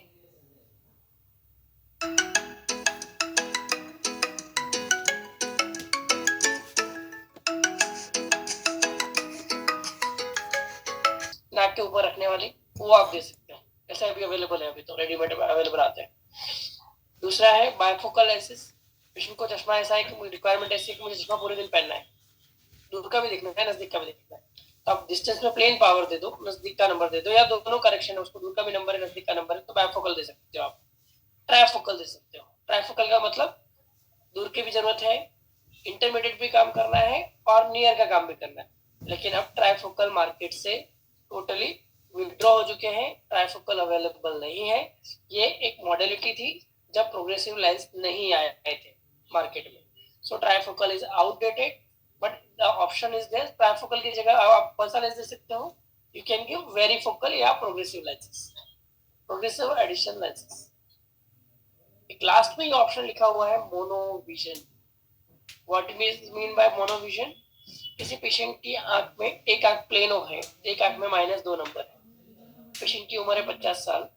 पेशेंट बोल रहा है मुझे नजदीक में तकलीफ है ना दूर में तकलीफ, बस खाली आंख चेक करवाने आया हूँ. या बोल रहा है जब मैं एक आंख बंद करता हूँ, मेरी राइट वाली आंख, तो मुझे लेफ्ट आई से धुंधला दिखता है दूर का, और जब मैं मेरी लेफ्ट वाली आंख बंद करता हूँ तो मैंने नजदीक का ब्लर दिखता है. So the patient is already monovision, यानी एक आंख वो दूर के लिए यूज कर रहा है और एक आंख नजदीक के लिए यूज कर रहा है. That is called monovision. ठीक है. एक और ऑप्शन है प्रेस बायोपिक करेक्शन के लिए, वो है आपका multifocal contact lenses. Multifocal contact lenses इस लिस्ट में नहीं है, बट यू कैन गिव, या मोनोविजन contact lenses you can give. यानी एक आंख को दूर के लिए करेक्ट करो, एक आंख के लिए नजदीक के लिए करेक्ट करो. फॉर एग्जाम्पल, किसी पेशेंट की आंख में -4 नंबर है एक आंख में, और एक आंख में -3 नंबर है. सो पेशेंट की जो डोमिनेंट आंख है, जो आंख जो मेजर काम करती है, right I left I dominant, एक हमारी डोमिनेंसी होती है. मैं भी बताता हूँ कैसे चेक करते हैं डोमिनेंसी. सो डोमिनेंट आई है उसको डिस्टेंस के लिए करेक्शन दे दो, और जो नॉन डोमिनेंट आई है उसको नियर के लिए करेक्शन दे दो. सपोज पेशेंट की राइट आई जिसमें -3 नंबर है, वो डिस्टेंस के लिए यूज कर रहा है पेशेंट, डोमिनेंट आंख है, उसमें -3 पूरा करेक्शन दे दो. और जो आंख नॉन डोमिनेंट है -4 वाली, और पेशेंट को एक डायप्टर के एडिशन की जरूरत है, तो आप -4 वाली को भी -3 दे दो, तो उस आंख से वो नजदीक का देख लेगा. अगर उसको बायफोकल या प्रोग्रेसिव लेंस नहीं बनाने हैं और कॉन्टैक्ट लेंस भी पहनने हैं, मल्टीफोकल नहीं पहनने हैं, तो ये वाला ऑप्शन आता है. अदरवाइज बेस्ट ऑप्शन, दोनों आंख को लिए प्रॉपर करेक्ट करो और उसको जो नंबर आ रहा है वो आप दो. ठीक है. मोनोविजन एक टाइप है जिस पेशेंट को बायफोकल या प्रोग्रेसिव लेंस नहीं पहनने हैं और एक ही चश्मे से काम करना है. So I will explain the dominancy test after completing this. जो मैंने बताया आपको, dominant I is given for a distance prescription while the other eye is given for the near prescription. ठीक है. डोमिनेंसी कैसे चेक करेंगे? I just turn off my camera. कहाँ गया आपकी वीडियो चालू है? स्क्रीन से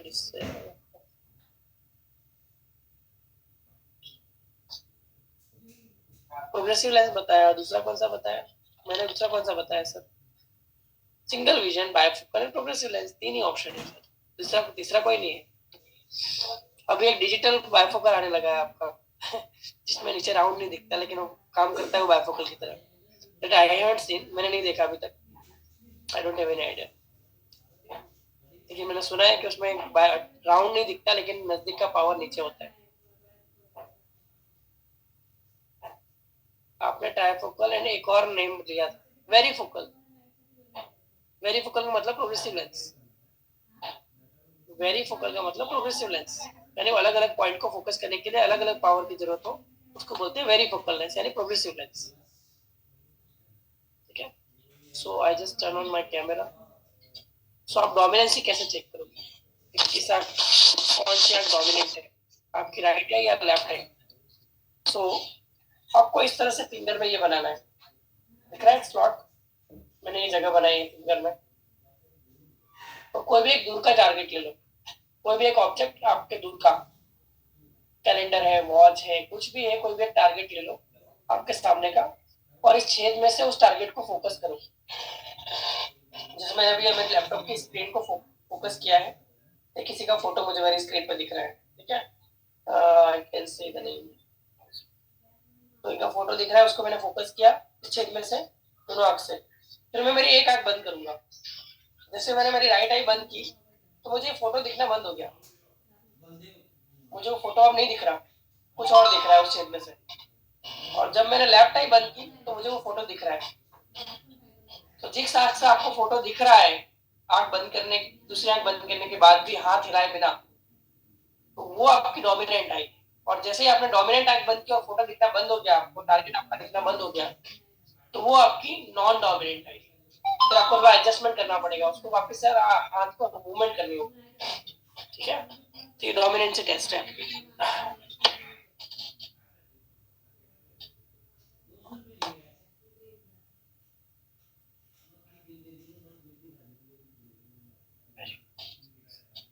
या वेरी फोकल, समझ में आया डोमिनेंस टेस्ट। एक और टेस्ट होता है आपके विजन ड्रम में होता है, बहुत से लोगों के पास वैसा विजन ड्रम है तो वो हो सकता है, अदरवाइज नहीं हो सकता। So that is worth four dot test. Worth four dot test 4 गोले वाला टेस्ट। 4 गोले होते हैं, एक व्हाइट होता है, एक रेड होता है और 2 ग्रीन होते हैं। पेशेंट की आंख में राइट आई में रेड फिल्टर लगाया, लेफ्ट आई में ग्रीन फिल्टर लगाया, पेशेंट को चारों गोले चालू के दिखाए। पेशेंट अगर बोल रहा है मुझे 2 लाल दिख रहे हैं, 2 ग्रीन दिख रहे हैं, तो पेशेंट की राइट आई डोमिनेंट है। पेशेंट अगर बोल रहा है मुझे 3 ग्रीन दिख रहे हैं और 1 लाल दिख रहा है, तो पेशेंट की लेफ्ट आई डोमिनेंट है। डोमिनेंट मतलब ज्यादा काम करने वाली आंख। दोनों में विजन 6-6 है, मेरी आंख की दोनों आंख में विजन 6-6 है, लेकिन जब भी मैं डोमिनेंट टेस्ट करता हूँ, मैं ऐसा करके जब भी देखता हूँ कोई टारगेट को दोनों आंख से फोकस करने के बाद, जैसे मैं मेरी लाइट आई बंद करता हूँ तो मेरा टारगेट मुझे दिखाई नहीं देता उस जगह, मुझे उसको सेट करना पड़ता है फिर से हाथ हिला के। और जैसे ही मैं मेरी लेफ्ट आई बंद करता हूँ तो मुझे वो टारगेट वहीं दिखता है।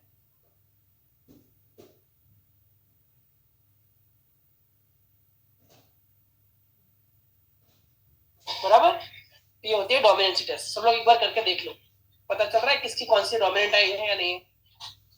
यू कैन ट्राई, अभी भी कर सकते हो आप, इसमें कोई ज्यादा टाइम नहीं लगता। कोई भी एक टारगेट ले लो, हाथ के बीच में गैप बनाओ ऐसा, और दोनों आंख से उस टारगेट को फोकस करो। दिख रहा है मेरा हाथ का गैप, ऐसे हथेली के बीच में रास्ता बनाना है ऐसा,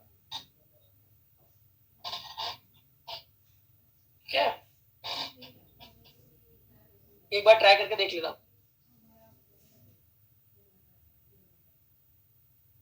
इससे आपको पता चल रहा है कौन सी आंख डोमिनेंट है। तो जो डोमिनेंट आंख है, जो ज्यादा काम करने वाली आंख है, उसको डिस्टेंस का करेक्शन देना होता है।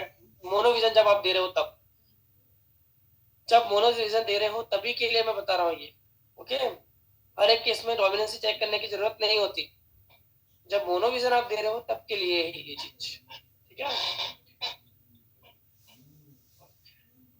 तो उसमें डिस्टेंस का करेक्शन देना होता है, और जब आप मोनोविजन नहीं दे रहे हो तो आपको दोनों आंख में प्रॉपर करेक्शन देना है और उस तरह से उसको करेक्ट करना है, ठीक है। जो भी राइटी होंगे मैक्सिमम उनकी राइट आई डोमिनेंट होगी, लेफ्टी की मे भी लेफ्ट आई डोमिनेंट हो सकती है, but I don't know. And individual correction, ये कोई बीमारी नहीं है, कोई प्रॉब्लम नहीं है। दोनों आंख में दो विजन अच्छा है आपका तो वो अच्छी आंख है, या कि एक आंख में विजन कम है, एक आंख में विजन ज्यादा है, तो जो आंख में ज्यादा विजन होगा वो डोमिनेंट होगी, सिंपल। सब अपने हिसाब से देख लेना किसकी कौन सी आंख डोमिनेंट है। आई एम नॉट उसको मुझे बताने की जरूरत नहीं है, मुझे प्रोसीजर बताना था कि आपको कैसे पता चलेगा डोमिनेंट आई कौन सी है, तो उससे पता चल जाएगा, ठीक है। दूसरे 2-3 टेस्ट होते हैं लेकिन वो इतने इंपॉर्टेंट नहीं है आप लोगों के लिए। एक टेस्ट आपको ये समझ में आ गया, that is more than enough. ठीक है, वर्थ फॉर डॉट टेस्ट वाला जो मैंने बताया वो भी एक इंपॉर्टेंट टेस्ट है, उससे भी आप पता कर सकते हो कि कौन से डोमिनेंट है कौन से नॉन डोमिनेंट। ओके, वापस से we will go back to our slides so we can further discuss our session. So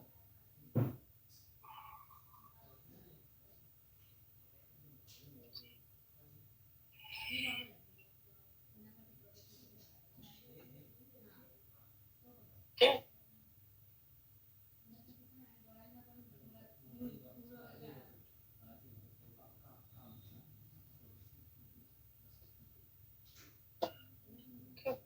ये ऊपर क्यों नहीं जा रहा?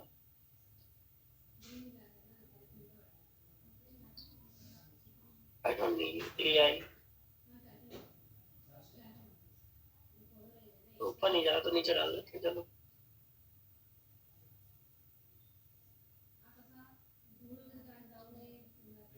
So type of ophthalmic lenses prescribed for clear eyesight is single vision lenses. इसको myopia है, हाइपरमेट्रोपिया है, एस्टिग्मेटिज्म है, उसके लिए सिंगल विजन ग्लासेस हम देते हैं। जिसको प्रेस बायोपिया है उसके इसमें हम बायफोकल दे सकते हैं, प्रोग्रेसिव लेंस दे सकते हैं। ठीक है,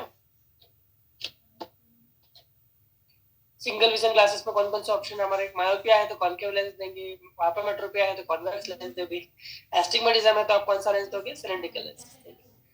सो कॉन्केव लेंसेस, ये फिगर क्या बता रही है आपको? जो मैंने आपको पहले बताया था कि जिसको माइनस में नंबर ज्यादा हो उसकी आई साइज, फ्रेम की साइज, ए साइज छोटी रखनी है आपको। तो छोटी रखने से क्या होगा? आपने लार्ज डाया ऑर्डर किया है तो जो पेरिफेरल थिकनेस होती है माइनस लेंस में वो ज्यादा होती है। आप फ्रेम की साइज छोटी रखोगे तो आपकी ऑलमोस्ट पेरिफेरल की थिकनेस कम हो जाएगी। और बड़ी फ्रेम लोगे आप, बड़ी साइज की फ्रेम लोगे, लेंस साइज लोगे, फ्रेम साइज लोगे तो उसमें पेरिफेरल थिकनेस और ज्यादा जाड़ी दिखेगी, और ज्यादा ग्लास ज्यादा दिखेगा आपका। ये सिलिंड्रिकल लेंसेस, ये प्लस सिलेंडर लेंस है तो यहाँ एक मीडियन का पावर अलग है और दूसरे मीडियन का पावर अलग है। ये माइनस सिलेंडर लेंस है तो इसमें एक मीडियन का पावर अलग है और एक मीडियन का पावर अलग है, तो इसमें अलग अलग मीडियन में अलग अलग पावर होता है, तो उसको बोलते हैं आपका माइनस। यहाँ पावर ज्यादा है, यहाँ पावर कम। जो थिक दिख रहा है आपको वहां पावर कम, और जो थिन दिख रहा है वो आपका पावर ज्यादा है। सिंगल विजन लेंस डिजाइन में क्या होता है? स्फेरिकल लेंस आता है, अस्फेरिक लेंस आता है। बायफोकल लेंस के टाइप पूछे जाते हैं आपको एग्जाम में बहुत बार।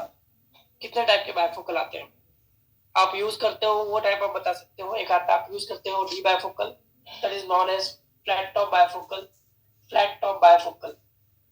किसी ने पूछा था कौन सा बेटर होता है बायफोकल, राउंड बायफोकल या D bifocal? So round bifocal में इसका सेंटर यहाँ है, ग्लास का सेगमेंट का, और डिस्टेंस का पोर्शन का सेंटर आपका सपोज यहाँ है, इस पॉइंट पे जहां मेरा अभी कर्सर, और इसका सेगमेंट यहाँ है। तो जब आंख यहाँ से इस सेंटर से इस सेंटर तक आएगी तो उसको प्रिज्मेटिक इफेक्ट ज्यादा लगेगी, इतनी ज्यादा यहाँ पे प्रिज्मेटिक इफेक्ट जो कि जो इमेज जंप होगा वो ज्यादा होगा। जबकि फ्लैट टॉप बायफोकल में क्या करते हैं, जो ऊपर का 4.5 मिलीमीटर का एरिया है, 4 मिलीमीटर का एरिया, उसको काट दिया राउंड सेगमेंट में से, और उसका ऑप्टिकल सेंटर बिल्कुल यहाँ आ गया लाइन के पास, एक या 1.5 मिलीमीटर नीचे आता है, इसमें 2 मिलीमीटर नीचे इस लाइन से, जबकि इसमें 4 मिलीमीटर नीचे आता है। तो ये होता है आपका फायदा, इसमें इमेज जंप घट जाता है फ्लैट टॉप बायफोकल।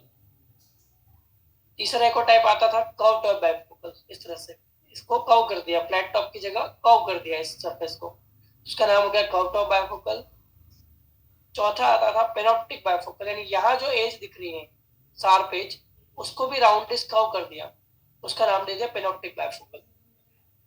दूसरे आते थे बी सेगमेंट वाले और आर सेगमेंट वाले, रिबल सेगमेंट बायफोकल्स। ठीक है, तो ये टाइप्स ऑफ बायफोकल हुए। आपको एग्जाम में पूछा जाता है, अगर आप इतना बताते हो तो बहुत अच्छी बात है।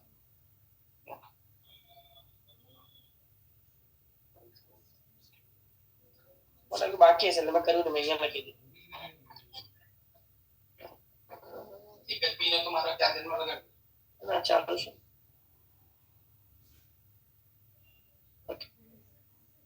फिर ट्रिप्टॉक बायफोकल यानी केटी बायफोकल, जो आप ये देते हो ना केटी बायफोकल, ये वाला KT bifocal, round segment bifocal. Executive bifocal, उसमें क्या होता था, पूरा आधा ग्लास डिस्टेंस के लिए और आधा ग्लास नियर के लिए, और क्रिस्टल बी और आर सेगमेंट, ठीक है। ये हो गया टाइप्स ऑफ बाइफोकल। बाइफोकल में व्यू कैसा मिलता है, जब पेशेंट दूर का देख रहा है सीधा, उसको दूर का क्लियर दिखेगा, जब नजदीक का दिखेगा तो सेगमेंट में से तो नियर विजन क्लियर मिलेगा,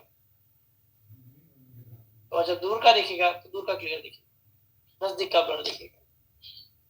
बेसिक रिफ्रैक्टिव प्रोसीजर्स, ऑप्टिशियंस, ये सारी चीजें हैं, ठीक है, ले लेते हैं इसको भी। ऑक्यूलर एनाटॉमी, ऑक्यूलर एनाटॉमी में क्या क्या पता होना चाहिए आपको। 4 parts of the system that focuses the light. Cornea में से लाइट पास होती है, एक्वियस ह्यूमर में जाती है, एक्वियस ह्यूमर से पिपिल में जाती है, पिपिल से पोस्टीज चैम्बर में, पोस्टीज चैम्बर से लेंस में, लेंस से विट्रियस में, और फिर आपके रेटिना में। हिस्ट्री में क्या क्या पूछते हो आप कस्टमर को, चीफ कंप्लेंट क्या है पेशेंट की वो पूछा जाता है, एज पूछते हैं, ऑक्यूपेशन पूछते हैं उसका, ऑक्यूलर हिस्ट्री में पूछते हैं कोई दवा चल रही है नहीं चल रही है, कोई मेडिकेशन चल रही है आपकी या नहीं चल रही है, कोई हिस्ट्री में ग्लूकोमा वगैरह था या नहीं था, आँख का नंबर कब चेक करवाया था लास्ट टाइम, आपकी कोई सर्जरी हुई है या नहीं हुई है, आँख में कोई चोट वगैरह लगी है या नहीं लगी है, मेडिकल हिस्ट्री में डायबिटीज, बीपी, हाइपरटेंशन, थायराइड, ये सारी बीमारी है या नहीं है, फैमिली मेडिकल हिस्ट्री में किसी को ग्लूकोमा वगैरह है या नहीं है, डायबिटीज है या नहीं है, एलर्जीज, शरीर में कोई दवा की एलर्जी आती है, कोई रिएक्शन आता है या नहीं आता है, करंट आरएक्स, कभी जो चश्मा पहन रहा है, कोई दवाई चल रही है उसके बारे में पूछोगे आप, डायबिटीज है तो डायबिटीज कंट्रोल में या ज्यादा है। कैसे करते हैं आप एग्जामिनेशन, टॉर्च लाइट एग्जामिनेशन करोगे, इसके टेकिंग करने के बाद टॉर्च लाइट से चेक करोगे आप, टॉर्च लाइट में कॉर्निया, पायलट की पोजीशन, आईलैशेस सब कुछ बराबर है या नहीं है। विजुअल एक्यूटी चेक करोगे with glasses, without glasses, pinhole से विजन चेक करोगे, पिपलर रिफ्लेक्ट चेक करोगे आप, ऑक्यूलर मूवमेंट, आपकी मूवमेंट चेक करोगे कि आपकी प्रॉपर सारी मसल प्रॉपर काम कर रही है नहीं कर रही है, आंख सारे डायरेक्शन में प्रॉपर मूवमेंट हो रही है या नहीं हो रही है। Near point of convergence, convergence check करते हैं, near point, amplitude of accommodation check करते हैं कि नजदीक में कितना डिस्टेंस तक वो फोकस कर पा रहा है या नहीं कर पा रहा है। कवर टेस्ट करते हैं कि स्क्विड है या नहीं, स्क्विड को चेक करने के लिए कोई नहीं करता एक्सोफोरिया, इजोफोरिया, ट्रोपिया को चेक करने के लिए। स्टीरियोप्सिस चेक करते हैं, स्टीरियोप्सिस क्या होता है, depth of perception, 3D vision है या नहीं है, उसमें उसके लिए स्पेशल चार्ट आते हैं, स्टीरियोप्सिस चार्ट, उनका यूज करना होता है, वो आपकी दुकान पे नहीं होता है, it's not necessary. Colour vision check करना होता है, जिसके में जरूरत होती है उस केस में। Observation of the external adnexa check करना होता है, एक्सटर्नल यानी आँख की सरफेस में, ऑर्बिट में या आईलैशेस में या लिड में कुछ प्रॉब्लम है या नहीं, पिनहोल से विजन बढ़ रहा है या नहीं बढ़ रहा है, वो भी चेक करना होता है कि जब जरूरत लगे तब। Torch light examination of the ocular structure to detect the abnormalities like opacity है कहीं कॉर्निया में या स्टनिंग में या लेंस में, फॉरेन बॉडी गिरा हुआ है, रेडनेस है, स्वेलिंग है, एक्सेट्रा कुछ भी पैथोलॉजिकल लगता है आपको उसको तुरंत हॉस्पिटल के पास रेफर करना है। विजुअल एक्यूटी टेस्टिंग कर रहे हो without glasses, with glasses, correction करके देख रहे हो, विजन नहीं बढ़ रहा है, पिनहोल से भी विजन नहीं बढ़ रहा है पेशेंट का, पेशेंट को विजन की कंप्लेन है तो उसको तुरंत हॉस्पिटल के पास रेफर करना है आपको।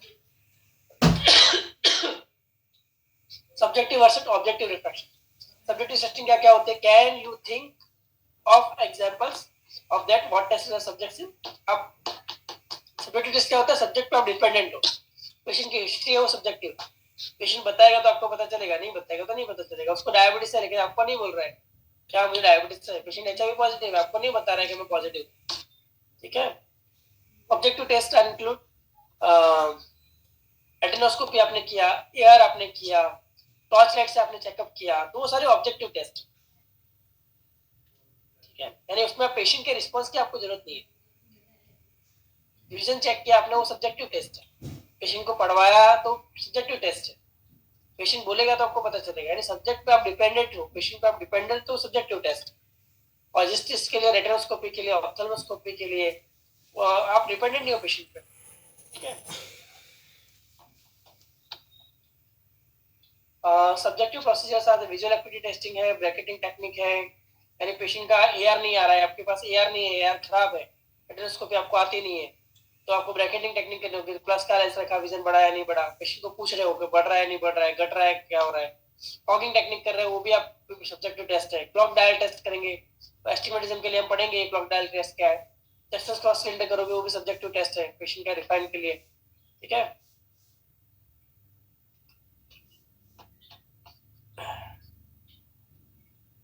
I think I told you, मैंने वीडियो भी दिखाया था टॉर्च लाइट एग्जामिनेशन का। सर आपने क्लास मिस किया है, टॉर्च लाइट एग्जामिनेशन का क्लास मिस किया है आपने।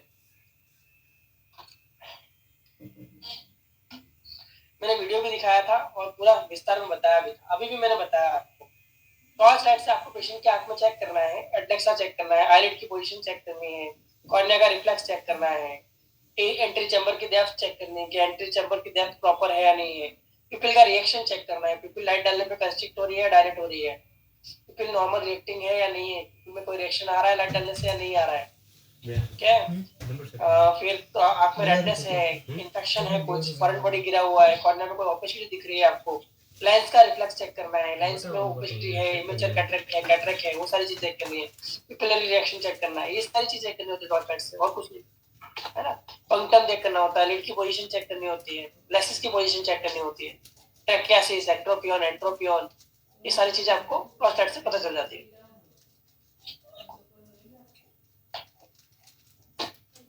पेशेंट ने अगर कॉन्टैक्ट लेंस पहना है तो वो भी आपको टॉर्च लाइट से पता चल जाएगा, ये कॉर्निया के ऊपर।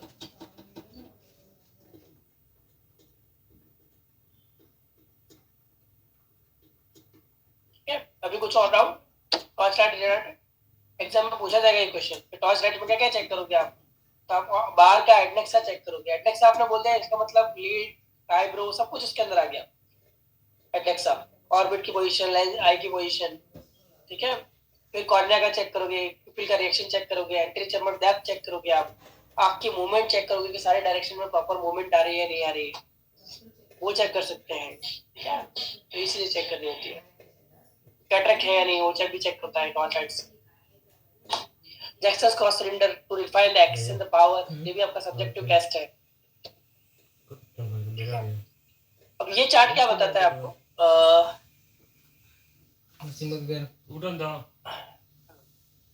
Hello sir. हेलो। हेलो, हाँ सर बोलिए। हाँ सर।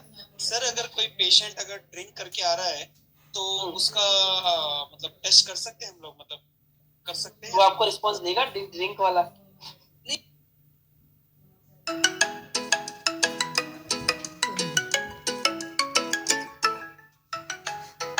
वो किस कंडीशन में करना है टॉर्च लाइट एग्जामिनेशन? हर एक केस में करना है। हर एक केस में क्या सबसे पहले वही करना है क्या? यस, कस्टमर की हिस्ट्री लेते जाइए और टॉर्च लाइट एग्जामिनेशन साथ में करते जाइए। ओके ओके ओके, ठीक है सर। उसको कोई ज्यादा टाइम नहीं लगता टॉर्च लाइट एग्जामिनेशन। हाँ हाँ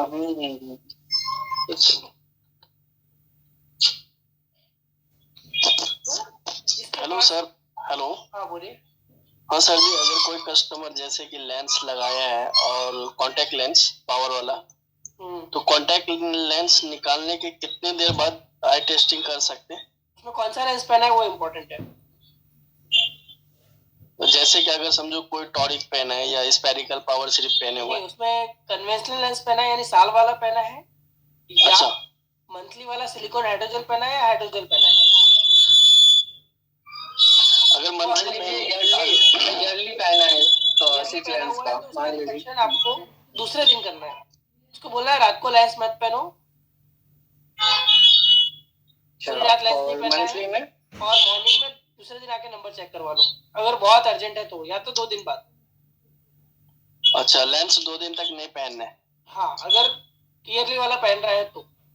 और अगर मंथली वाला सर, मंथली वाला पहन रहा है तो उसको बोलो रात को आप लेंस निकाल दो, सुबह मॉर्निंग में आप लेंस पहने बिना मेरे पास आओ, तब आपका नंबर चेक करेगा। नहीं, कभी कभी क्या होता है, कोई कस्टमर लेंस ही पहन के आ जाता है और बोलते हैं कि मेरा आई चेकअप करना है, तो हम लोग बोलते हैं, हाँ बोलते हैं कि लेंस गलत आएगा। लेंस निकाल के कम से कम 4 घंटा नहीं पहनना है। नहीं, सिंपल है। उसको बोलो कि मॉर्निंग में, रात को आप लेंस मत पहनो, रात को वैसे भी नहीं पहनता है कस्टमर। अच्छा, हाँ, उसको दूसरे बोलो मॉर्निंग में आइए, आपका नंबर चेक करने के फिर भले आप यहाँ से लेंस पहन के ऑफिस चले जाना। जी सर। ठीक है।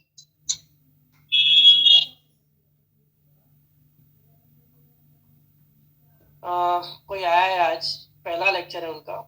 How can you sir, you can contact to the ISTT institute. आप डायरेक्टली कॉलेज में बात कर लो कि आप अभी आप टेंटेटिव अटेंड कीजिए, आपको जो समझ में नहीं आप पूछिए, लेकिन आगे के जो लेक्चर है वो आपको कैसे मिलेंगे वो आप एक बार डिस्कस कर लो कॉलेज में, ठीक है। सर ये अगर समझो ये होगा इंटरव्यू, उसमें अगर पूछेंगे कि टॉर्च लाइट एग्जामिनेशन में क्या करना है, तो अगर सिर्फ ऐसा बोल देंगे एडनेक्सा चेकअप करना है तो हो जाएगा, उसमें सब आ जाएगा ना। एडनेक्सा चेक करना है, उसके बाद बताना होगा ना आपको कॉर्निया में चेक करना है, फॉरेन बॉडी चेक करना है। एडनेक्सा में बाहर की चीजें आ गई, आँख कहाँ से आई, कुल रिफ्लेक्स अच्छा। चेक करना है, वो सारी चीज चेक करनी होगी ना। जी जी। एडनेक्सा में बाहर की चीजें आती है, आँख के अलावा, आई बॉल के अलावा की सारी चीजें आ गई, बाकी सब तो बोलना होगा आपको। आईब्रो, आईलिड, पूरा बताना होगा या? है ना। जी जी, पूरा बताना ही पड़ेगा एग्जाम में। अगर समझो नहीं समझ में आ रहा है, नहीं बता पा रहे हैं, तो उसका क्या परिणाम होगा? मार्क्स कम मिलेंगे, बताओगे तो मार्क्स अच्छे मिलेंगे। अभी ये एग्जाम जो है, जैसे कि कोई नहीं पढ़ा हुआ है उसके लिए भी है ना। सबके लिए। हाँ। अगर जो एजुकेशन नहीं किया है उसे क्या मालूम पीपुल क्या होता है, मतलब आप तो समझा रहे हैं कॉर्निया क्या होता है, कौन ये क्रिस्टल लेंस क्या होता है, मगर वो आप समझा रहे हैं तो सुन के समझ रहे हैं, समझ गए ना। और फिर वो इंटरव्यू में आप डायरेक्ट पूछेंगे तो बोल पाएंगे नहीं बोल पाएंगे, वैसा भी होता है ना। नहीं बोल पाएंगे तो मार्क्स कम मिलेंगे। अच्छा, तो वो मार्क्स कहाँ दिखता है, कैसे मालूम पड़ता है? वो सर्टिफिकेट के ऊपर रहता है क्या? रिजल्ट आता है, आपका रिजल्ट आता है।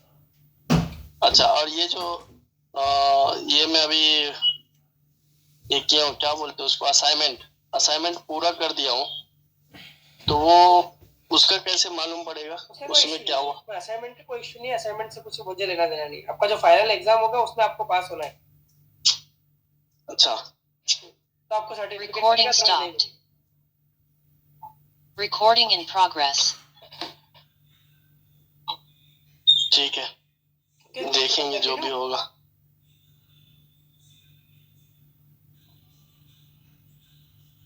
एग्जाम आपका कोर्स पूरा होने के बाद, सब कुछ पूरा होने के बाद आपको इंस्टीट्यूट से कॉल किया जाएगा, उस तरह से आपका एग्जाम शेड्यूल होगा, ठीक है। 600 मार्क्स लाने होते हैं एग्जाम में आपको, 800 में से। टेबल ये एक चार्ट है, जिसके पास ऑटो रेफ नहीं है या किस कंडीशन में कभी आप चाह रहे हो आपको रिफ्रेशिंग करना है, आपको आइडिया नहीं कहाँ से स्टार्ट करना है, तो विजन के ऊपर से आपको एक आइडिया आता है कि पेशेंट को कितने नंबर के आसपास हो सकता है। अगर पेशेंट का विजन 6/9 है तो उस पेशेंट को ऑलमोस्ट आधा नंबर या उसके आसपास नंबर होगा, तो उसमें बहुत ज्यादा नंबर नहीं होगा। पेशेंट का नंबर 6/12 है तो 0.75 के आसपास होगा। उसमें अगर सिलिंड्रिकल है, स्फेरिकल नंबर नहीं है, तो 1 नंबर या 1.5 नंबर के आसपास होगा। 6/18 है तो 1 डायप्टर के आसपास, 2 सिलेंडर के आसपास हो तो 6/18 विजन हो सकता है।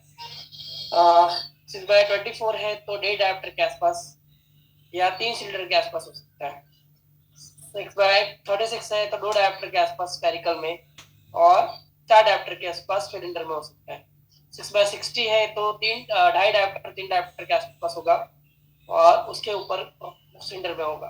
तो ये सारे विजन के आइडिया देता है रफ कि आपको ब्रैकेटिंग टेक्निक किस तरह से करनी है। पेशेंट का विजन 6/60 भी नहीं है, पहला अक्षर भी नहीं दिखा उसको, आप 0.25 लगाओगे उससे कोई फर्क नहीं पड़ेगा, 0.5 लगाओगे कोई फर्क नहीं पड़ेगा पेशेंट को। यानी आपको विजन से एक आइडिया रफ आप मिल जाता है कि इसके इस पे आसपास नंबर होगा, तो उससे आप एक रफ ग्लास रख सकते हो कि उतने से आप स्टार्ट कर सकते हो कि हाँ इतना नंबर मैंने रखा, तो उसमें कुछ जजमेंट ले पाएगा। आधा नंबर आप प्लस दिखाओगे माइनस दिखाओगे उसको कोई फर्क नहीं पड़ेगा अगर विजन ज्यादा कम है। यानी विजन से आपको एक रफ एस्टिमेट मिलता है कि उसका नंबर कितने नंबर के आसपास हो सकता है। इट इज नॉट फाइनल, ये आपको खाली रफ आइडिया दे रहा है। प्लस में है माइनस में वो भी उसने लिखा नहीं है, ये आपको चेक करना है। पेशेंट को दिखाना है कांच में से, पूछना है किसमें साफ दिखा, प्लस में नहीं दिखा तो माइनस वाला दिखाओ, उसमें अगर दिखा तो फिर धीमे धीमे पावर बढ़ाओ घटाओ, उसको ब्रैकेटिंग टेक्निक बोलते हैं, ठीक है। पेशेंट का विजन 6/5 है, 6/5 है तो प्लेनो नंबर होगा, उसको नंबर की जरूरत ही नहीं है दूर में। 6/6 है तो भी नंबर की जरूरत नहीं है, लेकिन क्वालिटी ऑफ विजन नहीं आ रहा तो 0.25 या 0.5 सिलेंडर के आसपास हो सकता है। 6/9 है तो 0.5 डायप्टर के आसपास, 6/12 है तो 0.75, 6/18 है तो 1 से 1.25 डायप्टर के आसपास, 6/60 है तो 0.25 2 नंबर 2.5 नंबर 1.25 नंबर के आसपास, 6/60 है तो उससे ज्यादा नंबर होगा। ये आपको एक रफ आइडिया मिलता है, ठीक है। ये आपके विजन चार्ट होते हैं। अगर लाइन में लेटर सेम है, 1 2 3 4 5, 1 2 3 4 5, 1 2 3 4 5, यानी हर एक लाइन में लेटर की संख्या सेम, तो उस चार्ट को बोलते हैं आपका लॉग बार चार्ट। और जो आप लोग यूज करते हो वो आप यूज करते हो ये वाला, एक लाइन में सबसे बड़ा पहला 1 लेटर होगा, फिर 2 लेटर होंगे, फिर 3 लेटर होंगे, फिर 4 लेटर होंगे, फिर 5 होंगे, फिर 6 होंगे। तो इस चार्ट को बोलते हैं आपका स्नेलन्स चार्ट। स्नेलन्स चार्ट, ठीक है। विजुअल एक्यूटी टेस्टिंग हमको पता है आपको किस तरह से हम लेते हैं, उस तरह से विजन 6 मीटर पे चेक करते हैं, फिर 3 मीटर पे चेक करते हैं, काउंटिंग फिंगर में करते हैं, काउंटिंग फिंगर में नहीं आ रहा क्लोज टू फेस करते हैं, हैंड मूवमेंट में करते हैं, लाइट दिख रही है नहीं दिख रही है उसमें करते हैं। नियर विजन टेस्टिंग, पेशेंट को जितना रूटीन डिस्टेंस में देखने की आदत है उतने अंतर पर हम नियर विजन चेक करते हैं। ऑब्जेक्टिव प्रोसीजर कौन सी है, रेटिनोस्कोपी है, ऑटोरेफ है, आपका कैरेटोमेट्री है। रीडिंग पावर के एडिशन के बारे में ऑलरेडी मैं बता चुका हूँ। 40 से 45 साल की एज है तो 1 डायप्टर के आसपास नजदीक आता है। 45 से 50 साल की एज है 1.5 से 2 रंग के आसपास आएगा, लेकिन डिपेंड करता है पेशेंट का वर्किंग डिस्टेंस कितना है। 50 से 55 साल है तो 2 से 2.5 डायप्टर के आसपास नंबर आएगा, तो वो डिस्टेंस पर डिपेंड करता है। विजन प्रॉब्लम्स क्या क्या होती है, कंसल्टेशन ऑप्टिशियन डिस्पेंस। आप ऑप्टिशियन हो, आप क्या हो, ऑप्टिशियन। तो optician dispense glasses and do not diagnose I problems. आप डायग्नोसिस नहीं करते कोई प्रॉब्लम, यानी पेशेंट को ऐसा मत बोलो कि आपको स्टाई हो गया है, आपको कैलेजियन हो गया है, आपको कंजक्टिवाइटिस हो गया है। आपको खाली बोलना है आपकी आंख लाल है सर, अभी नंबर चेक नहीं हो सकता, आपको और डॉक्टर को दिखाने की जरूरत है, सिंपल। आपको कोई डायग्नोसिस नहीं बताना है। सर आपका नंबर एयर में नहीं आ रहा है, मशीन में नहीं आ रहा है, बहुत वेरिएशन आ रहा है नंबर पे, चेक कर रहे हैं, आपका विजन बढ़ नहीं रहा है, आपको एक बार डॉक्टर को दिखाने की जरूरत है। आप ऐसा मत बोलो कि मोतिया है या पर्दा खिसक गया है या पर्दे में कुछ प्रॉब्लम है। सर आपको फ्लोटर्स दिख रहे हैं, आपको नंबर 4 के ऊपर है, तो आपको हर साल एक बार रेटिना चेक करवा लेना चाहिए, क्योंकि बहुत बार रेटिना में नंबर ज्यादा होने की वजह से प्रॉब्लम हो सकता है। आपको नहीं पता कि प्रॉब्लम है या नहीं, आपने नहीं देखा उसका रेटिना, ठीक है। तो वो चीज आपको पेशेंट को बतानी होगी। आपको डायग्नोसिस नहीं बताना है किसी चीज का। आपको पता है कि हाँ स्टाइल है, ये स्टाइल दिख रही है मुझे, तो फिर नहीं बोल रहा है कि हाँ स्टाइल ऐसा लग रहा है, तो आपको डॉक्टर को दिखाने की जरूरत है। ऑप्टोमेट्रिस्ट क्या करता है, डायग्नोसिस करते हैं, perfect glasses, contact lens facility, ये सारी चीजें करते हैं। ऑफ्थेल्मोलॉजिस्ट का काम क्या है, सर्जरी करना, डायग्नोस करना, ट्रीटमेंट देना, वो सारी चीजें। कहीं भी आपको डाउट लगता है, प्रॉब्लम लगता है, कुछ सिस्टेमिक इलनेस है, पेशेंट को डायबिटीज लंबे समय से है, रेटिना चेकअप कभी नहीं करवाया, तो उन पेशेंट को आपको एक बार डॉक्टर के पास रेफर करना होता है। सडन विजन कम हो गया है पेशेंट का, एकदम से दिखना कम हुआ है, बादल जैसा आ गया आंख के सामने, तो सारे केसेस में आपको रिफर करना होता है एज सुन एज पॉसिबल। ऐसा नहीं कि एक आंख में 6/6 विजन, एक आंख में 6/60 चलो चश्मा बना के दे देते हैं। वो चीज आपको क्यों है, कैसा है, उसके लिए आप पेशेंट बोलना कहना मुझे इसमें प्रॉब्लम है ही, मैंने दिखा चुका हूँ, तो फिर आप कर सकते हो ऐसा, हाँ चलो ठीक है। और लेकिन पेशेंट ने बोला कि 3 साल पहले दिखाया था तब थोड़ा अच्छा दिख रहा था, अभी और कम दिखने लगा है, तो उसको रिफर करना जरूरी है। प्रॉब्लम्स कौन कौन से होते हैं विजन की, प्रेसबायोपिया है, कैटरेक्ट है, ग्लूकोमा है, डायबिटिक रेटिनोपैथी है, डायबिटीज की वजह से आंख के पर्दे में नुकसान होता है वो, मैकुलर डिजनरेशन है, फ्लोटर्स है, रेटिनल डिटैचमेंट है, ऑप्टिक न्यूराइटिस है, टेम्पोरल आर्टेराइटिस है, माइग्रेन हेडेक है, ये सारी चीजें। कब कब आपको ऑफ्थेल्मोलॉजिस्ट के पास रेफर करना है पेशेंट को, इफ समवन एक्सपीरियंस पार्शियल और complete loss of vision in both I और वन आई। पेशेंट बोल रहा है मुझे आधे भाग में दिखना कम हो गया है, ऊपर के भाग में या नीचे के भाग में नहीं दिख रहा है, साइड में दिख रहा है तो दिख रहा है, तो उसको तुरंत डॉक्टर के पास रेफर करना है। एक्सपीरियंस डबल विजन, पेशेंट बोल रहा है डबल दिख रहा है मुझे, दो चीजें दिखाई दे रही है। Has a sensation of sad being pulled over the eye, ये कर्टन जैसा आ गया, बादल जैसा आ गया आंख के सामने। ब्लाइंड स्पॉट दिख रहा है पेशेंट को, हेलोस दिख रहे हैं लाइट के, ग्लेयर हो रहा है बहुत ज्यादा, डिस्टॉर्टेड विजन मिल रहा है, चीजें टेढ़ी बड़ी दिख रही है, वेवी दिख रही है, आई पेन है, हेडेक है, रेडनेस है, विजन इंप्रूव नहीं हो रहा, तो सारी चीजें में आपको पेशेंट को रेफर करना होता है। एलर्जीज है, कोई कॉन्टेक्ट लेंस पहनने से आंख में कुछ कॉम्प्लिकेशन हुआ है, फॉरेन बॉडी गिरा है, कचरा गिरा है, तो आपको दिख रहा है कॉर्निया पे कचरा गिरा हुआ है, तो आपको उसको निकालना नहीं है, आपको उसको रिफर कर देना है कि आप डॉक्टर के पास जाओ निकलवा। कॉन्टेक्ट लेंस आपने दिया था लेकिन कॉन्टेक्ट लेंस थोड़ी आंख लाल हो गई है, तो उसको भी डॉक्टर के पास रेफर कर दो। फॉरेन बॉडी है, सेंसेशन है, एक्सेसिव वाटरिंग है, बहुत ज्यादा वाटरिंग हो रही है, तो सारी चीजें में आपको रेफर करना है.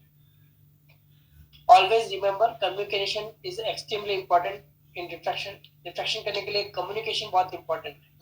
आप पेशेंट को पूछ रहे हो, आपका पेशेंट प्रॉपर रिस्पांस नहीं दे रहा, जैसा आपने बताया कि अल्कोहलिक है, अल्कोहल पी के आया है, आपका पेशेंट प्रॉपर रिस्पांस ही नहीं दे रहा, आप क्या नंबर चेक करोगे?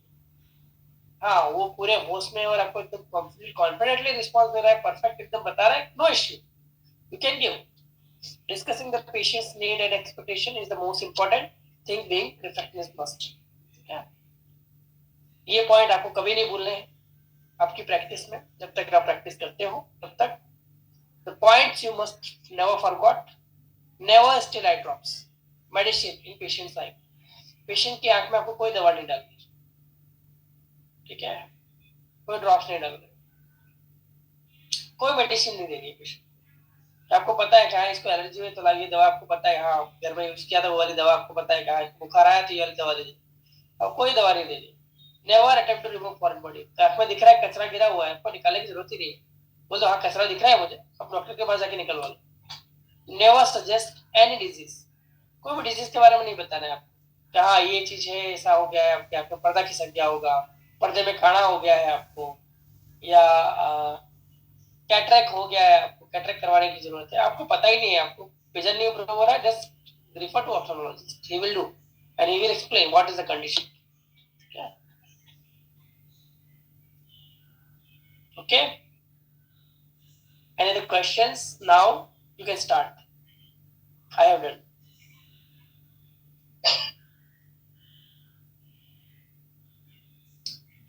बोलिए. हेलो सर, जैसे अगर किसी को लगेगा कि दूर का नंबर मतलब कितना भी -4 -5 जो भी आ रहा है वो डालने के बाद भी क्लियर नहीं हो रहा है, तो ये तो बोल सकते हैं ना कि ऐसा लग रहा है कि कैटरेक ज्यादा है, एक बार डॉक्टर के पास जाके दिखा के और जो नंबर देंगे वो लेके आ जाओ. कैटरेक बोलने की जरूरत ही क्या है? आपको क्या पता है पीछे रेटिना में कुछ प्रॉब्लम हो, विट्रियस में कुछ प्रॉब्लम हो, कॉर्निया में कुछ प्रॉब्लम हो, डीप में. अच्छा, एक बार डॉक्टर को दिखा के आ जाइए. हाँ, तो उसको सिंपल बोल दो ना कि आपका विजन नहीं इंप्रूव हो रहा है जितना होना चाहिए, आपका नजर नहीं बढ़ रही, कोई भी कांच में बदल रहा हूँ उससे, तो एक बार आप डॉक्टर के पास नंबर चेक करवा के आ जाइए. अच्छा अच्छा, मतलब डॉक्टर का अगर नंबर होगा तो नंबर चेक कर देगा, नंबर नहीं होगा तो वो खुद बता देगा कि आपके आंख में ये प्रॉब्लम है, तो आप ये चीज करवा लो. जी जी, उसको मतलब ऐसा कुछ नहीं बोलना है कि आपके आंख में ये प्रॉब्लम है, डॉक्टर को दिखाओ. इमेज क्यों खराब करनी है आपको?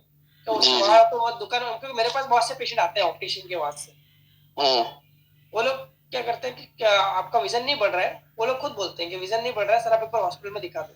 डायबिटीज वाला पेशेंट है, इतने साल से डायबिटीज चल रहा है, क्योंकि आपको एक बार आइडियली उसके बाद नंबर निकल रहा था, फिर भी उसने चेक नहीं किया, उससे बोला आप एक बार हॉस्पिटल में चेक करवा, क्योंकि आप नंबर दोगे थोड़ा बहुत इधर उधर होगा, डायबिटीज था वो तो आपका गला पकड़ेगा, आपने क्यों मुझे नंबर चेक करके दिया. अभी वैसा ही हुआ है, वो कल परसों ऐसा एक कस्टमर है, लेडीज थी, तो आपको हेडेक हो जाएगा. हेलो.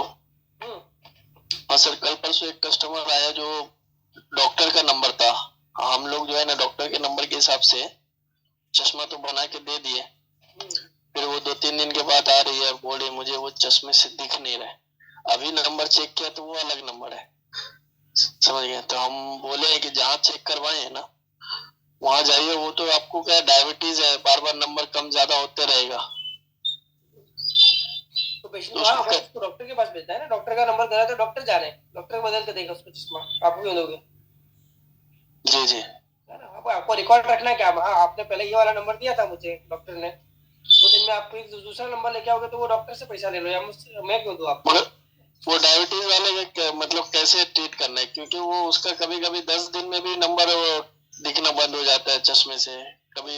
डायबिटीज आपका स्ट्रिक्ट कंट्रोल कीजिए, डायबिटीज कंट्रोल में रखो तो आपका रेटिना खराब होगा, हार्ट पे असर होगा, किडनी पे असर होगा, तो उस पेशेंट को एक्सप्लेन करना होगा डायबिटीज आपका जितना कंट्रोल में रहेगा उतना अच्छा रहेगा. जब आपका डायबिटीज कंट्रोल में है तब आपके नंबर चेक करवा लो, ज्यादा है तब नंबर मत चेक करवाइए. ठीक है, ठीक है सर.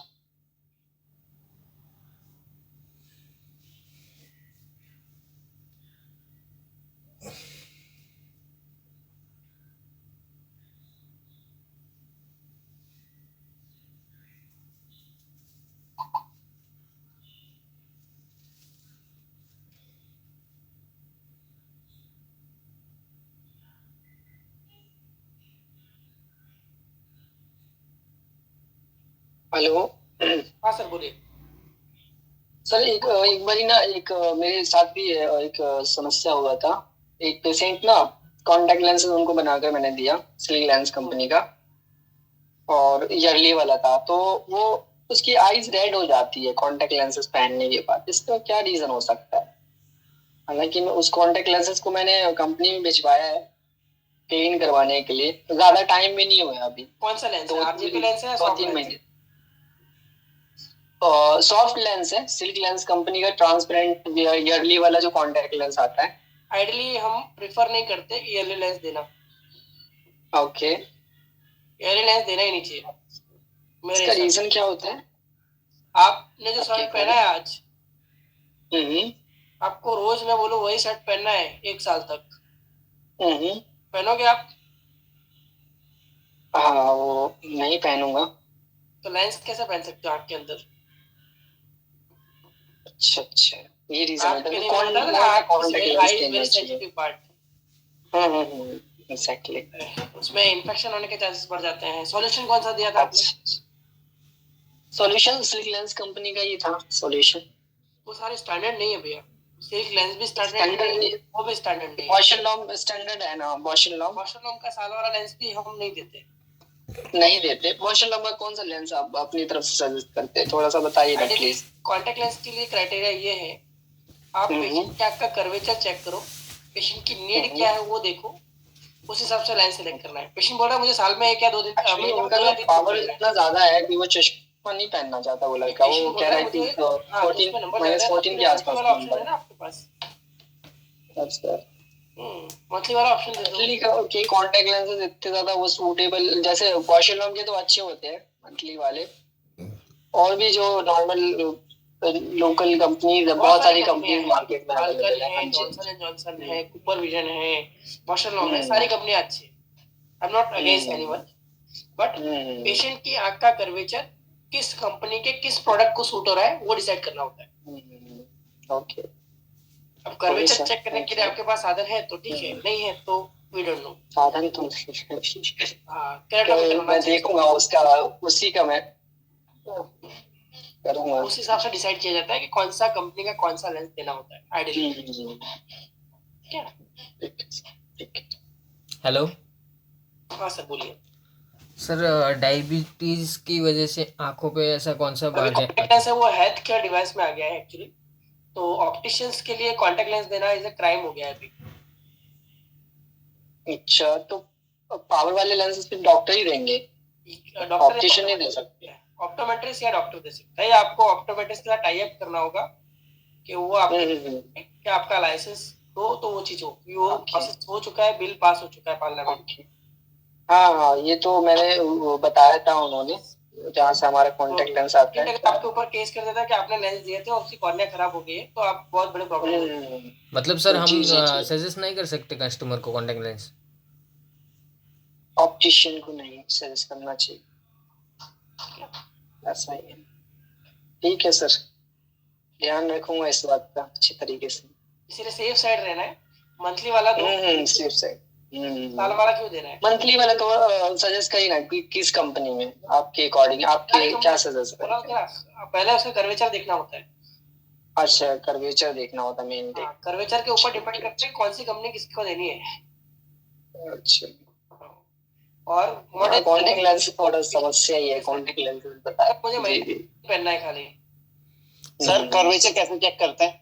कैरेटोमीटर से। कैरेटोमीटर होता है आपके ऑटोरेफ में, ऑटो के वाला भी आता है एक ऑटोरेफ, दूसरा कैरेटोमीटर स्पेशल इंस्ट्रूमेंट आता है उसके लिए कर्वेचर चेक करने के लिए, उससे भी कर सकते हैं। ठीक है। दूसरा है पॉइंट जो मैं बता रहा था कि मॉडलिटी कैसे सिलेक्ट करेंगे। पेशेंट बोल रहा है मुझे महीने में 3-4 दिन पहनना है, ज्यादा नहीं पहनना है। उसको डेली वाला ही देना है। जिस दिन पहनना है पहनो, शाम को निकाल के फेंक दो, सबसे सेफ, कोई कॉम्प्लिकेशन नहीं। आजकल सर एक्चुअली पता है क्या है, मैं रीजन भी बताता हूँ क्यों कॉन्टेक्ट लेंस देना पड़ता है। क्योंकि कंपटीशन इतनी है, मैं नहीं दूंगा, वो किसी और शॉप पर जाकर ले लेंगे। तो ये समस्या अभी थोड़ी सी चल रही है अभी भी। इसलिए क्या बोला आपको कि आप दो लेकिन सेफ साइड रहो। हाँ, सेफ साइड। हाँ जी, हाँ जी। हाँ, क्योंकि अगर वो पेशेंट एजुकेटेड है हाँ सर से भारी है।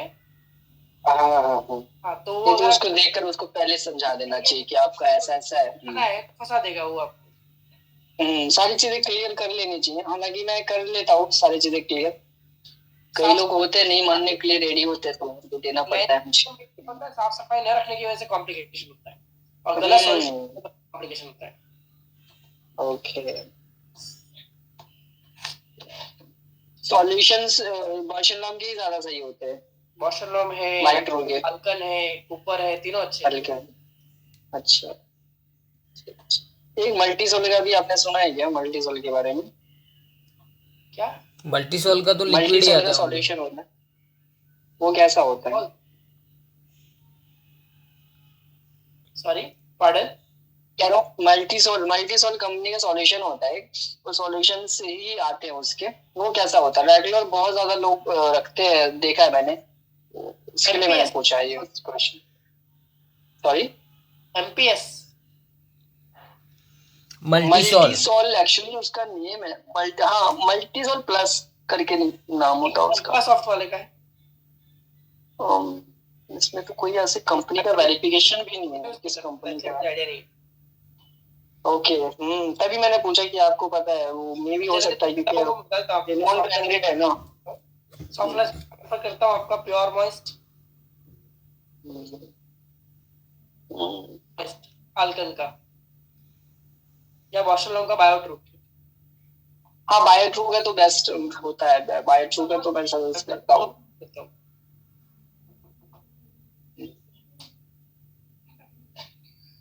ठीक है sir, thank you. Any other questions related to our topic? हमारे टॉपिक से रिलेटेड एक्वासॉफ्ट सॉल्यूशन कैसा रहेगा sir? I never recommend। Top most Bausch Lomb का है और मुझे उसके रिजल्ट पता है, अच्छे भी नहीं लगे क्योंकि बहुत से पेशेंट यूज करने वाले आते हैं कॉम्प्लिकेशन लेके मेरे पास। क्या? Top most seller means Bausch Lomb. Bausch Lomb and Alcon both are good company।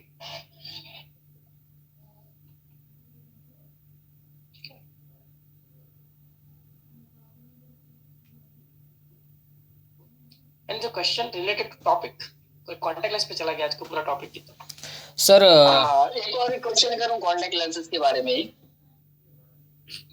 एक और क्वेश्चन मेरे माइंड में आया, जैसे कि फ्रेश लुक का मंथली वाला जो आता है कलर्ड में, ज्यादातर लोग कलर्ड में वही लेते हैं। और मेरे पास आते पेशेंट कस्टमर तो बोलते क्या कि मेरे को 6 मंथ वाला या साल वाला, तो मंथली को लोग ना साल वाला कहकर बेचने लगे। वहां पे मैं क्या करूं मतलब?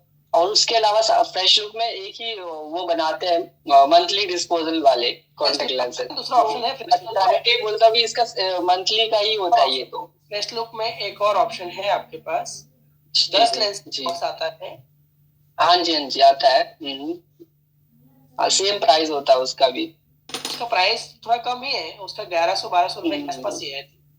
हाँ नहीं, मैं क्योंकि देखिए हमारा होलसेल का भी है तो हमें कॉन्टेक्ट लेंसेज आते रहते हैं, लोग मंगवाते हैं काफी सारे, तो इसके लिए मैंने पूछा आपसे। तो क्या वो मंथली वाला होता है? क्या वो 6 मंथ तक यूज करने चाहिए लोगों को? मेरा बस है, नहीं करना चाहिए ना। ये है कि आज आपने अगर लेंस थोड़ा है, आज 24 तारीख है, तो आपको अगली 24 तारीख को नया लेंस पहनना है। अब आपने पहना हो या नहीं डजंट मैटर, डजंट मैटर। आपने एक बार उसको खोल दिया तो वो उसकी मंथली एक्सपायरी टाइमिंग चालू हो गई।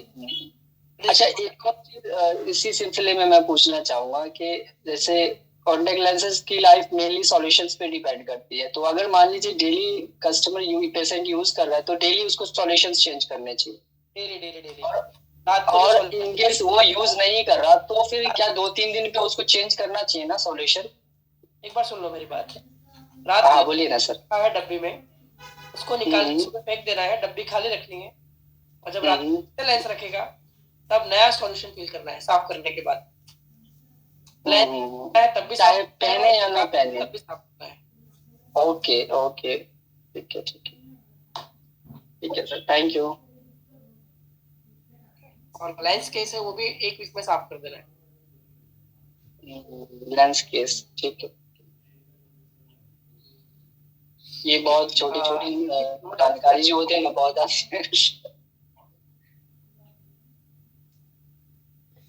So we can end the meeting here today.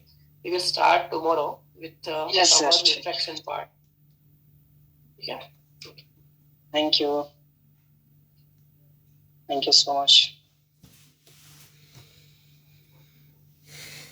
इसमें क्या होता है, लेंस में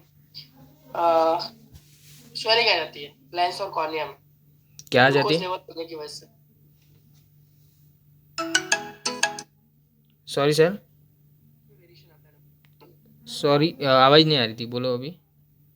लेंस में इंडेक्स बढ़ जाता है लेंस का। अच्छा, लेंस में स्वेलिंग आती है हाइपर ग्लाइसीमिया की वजह से। जी। ठीक है। इसकी वजह से नंबर कम ज़्यादा होता है क्या? Yes yes. Okay lens okay. हमारा रिफ्रैक्टिव मीडियम है ना, हम्म, लेंस के इंडेक्स में फेरफार आएगा तो फिर नंबर में वेरिएशन आएगा। Okay sir. बहुत बार पेशेंट आपके पास आता होगा 50 साल के आसपास, 60 साल के आसपास, बोल रहा है नजदीक का नंबर था वो भी चला गया मेरा, नजदीक का साफ दिख रहा है, दूर का कम दिख रहा है। जी। सेकंड सेट ऑफ विजन, यानी उसमें क्या होता है, लेंस में कैटरेक्ट डेवलप हो जाता है, न्यूक्लियर, उसकी वजह से उसको नजदीक का साफ दिखता है, दूर का कम दिखता है। उसमें आप नंबर चेक करते तो माइनस में नंबर आएगा 1, 1.5, 2 नंबर के आसपास, 3 नंबर के आसपास, जितना ज्यादा कैटरेक्ट उतना। उसके इसमें चश्मा नहीं बनाना होता, उसको डॉक्टर के पास रेफर करना होता है। Okay sir. कई बार सर इसमें इसके रिलेटेड मैं एक क्वेश्चन करना चाहता हूँ। कई बार क्या होता है कि मान लीजिए कैटरेक्ट है पेशेंट की आईज में और तो डॉक्टर्स कहते हैं कि तब तक के लिए आप चश्मा पहन लीजिए और आप पेशेंट से नंबर ले सकते हैं आप चेक करवा कर, तो वहाँ पे क्या करना चाहिए? हालांकि डॉक्टर ही सजेस्ट करते हैं ये चीजें। बोल रहा है तो बना दो। हाँ, डिस्टेंस के लिए वो बनाना होता है और ज्यादातर केस में मैंने ये देखा है माइनस का ही नंबर आता है, स्पेरिकल नंबर, और 3-4 ऐसे माइनस के मायोपिया वाले नंबर आते हैं। अच्छा, एक क्वेश्चन और था, लास्ट क्वेश्चन। कई पेशेंट के आईज में प्लस में पावर होता है और कैटरेक्ट हो जाता है, तो ये मैं थोड़ा सा नहीं समझ पाया हूँ इसको। तो इसमें जरूरी थोड़ी कि प्लस में पावर होगा कैटरेक्ट नहीं होगा। ज्यादातर केस में मैंने देखा है कि माइनस में नंबर रहता है कैटरेक्ट आने पर। आने वाला है, सबको आने वाला है। मायोपिक हो, हाइपरमेट्रोपिक हो, एस्टिग्मेटिज्म हो, वो रिफ्रैक्टिव कंडीशन से कैटरेक्ट को कुछ लेना देना नहीं है। ओके, कैटरेक्ट आएगा। ठीक है, ठीक है सर। हेलो सर जी। हाँ बोल रहा हूँ, ये 43 डायोप्टर जो है वो अपने कॉर्निया का पावर रहता है या क्रिस्टलाइन लेंस का है? कॉर्निया का। और 17 जो है वो क्रिस्टलाइन लेंस का है? यस। आंखों के अंदर जो लेंस रहता है उसका। कॉर्निया जो है मैक्सिमम रिफ्रैक्टिव सरफेस है हमारा। जी। ठीक है। कॉर्निया जो है अपना, उसके अंदर भी पावर रहता है ना 43 डायोप्टर। कॉर्निया का डायोप्टिक पावर ही है 43 डायोप्टर। कॉर्निया के अच्छा, का पावर है 48 डायोप्टर, पोस्टी सरफेस का पावर है -5 डायोप्टर, तो वो जो 43 डायोप्टर। अच्छा 5 लेयर जो है वो टोटल लेयर मिला के पावर, या हर लेयर में अलग अलग पावर रहता है? हर लेयर में नहीं, एंट्री सरफेस और पोस्ट सरफेस का कैलकुलेशन किया जाता है। अच्छा, कर्वेचर अलग है और पोस्टी सरफेस का कर्वेचर अलग है। जी जी कर्वेचर पर डिपेंड करता है। जी sir. Any other questions? So we can end here. Okay. Thank you sir ji.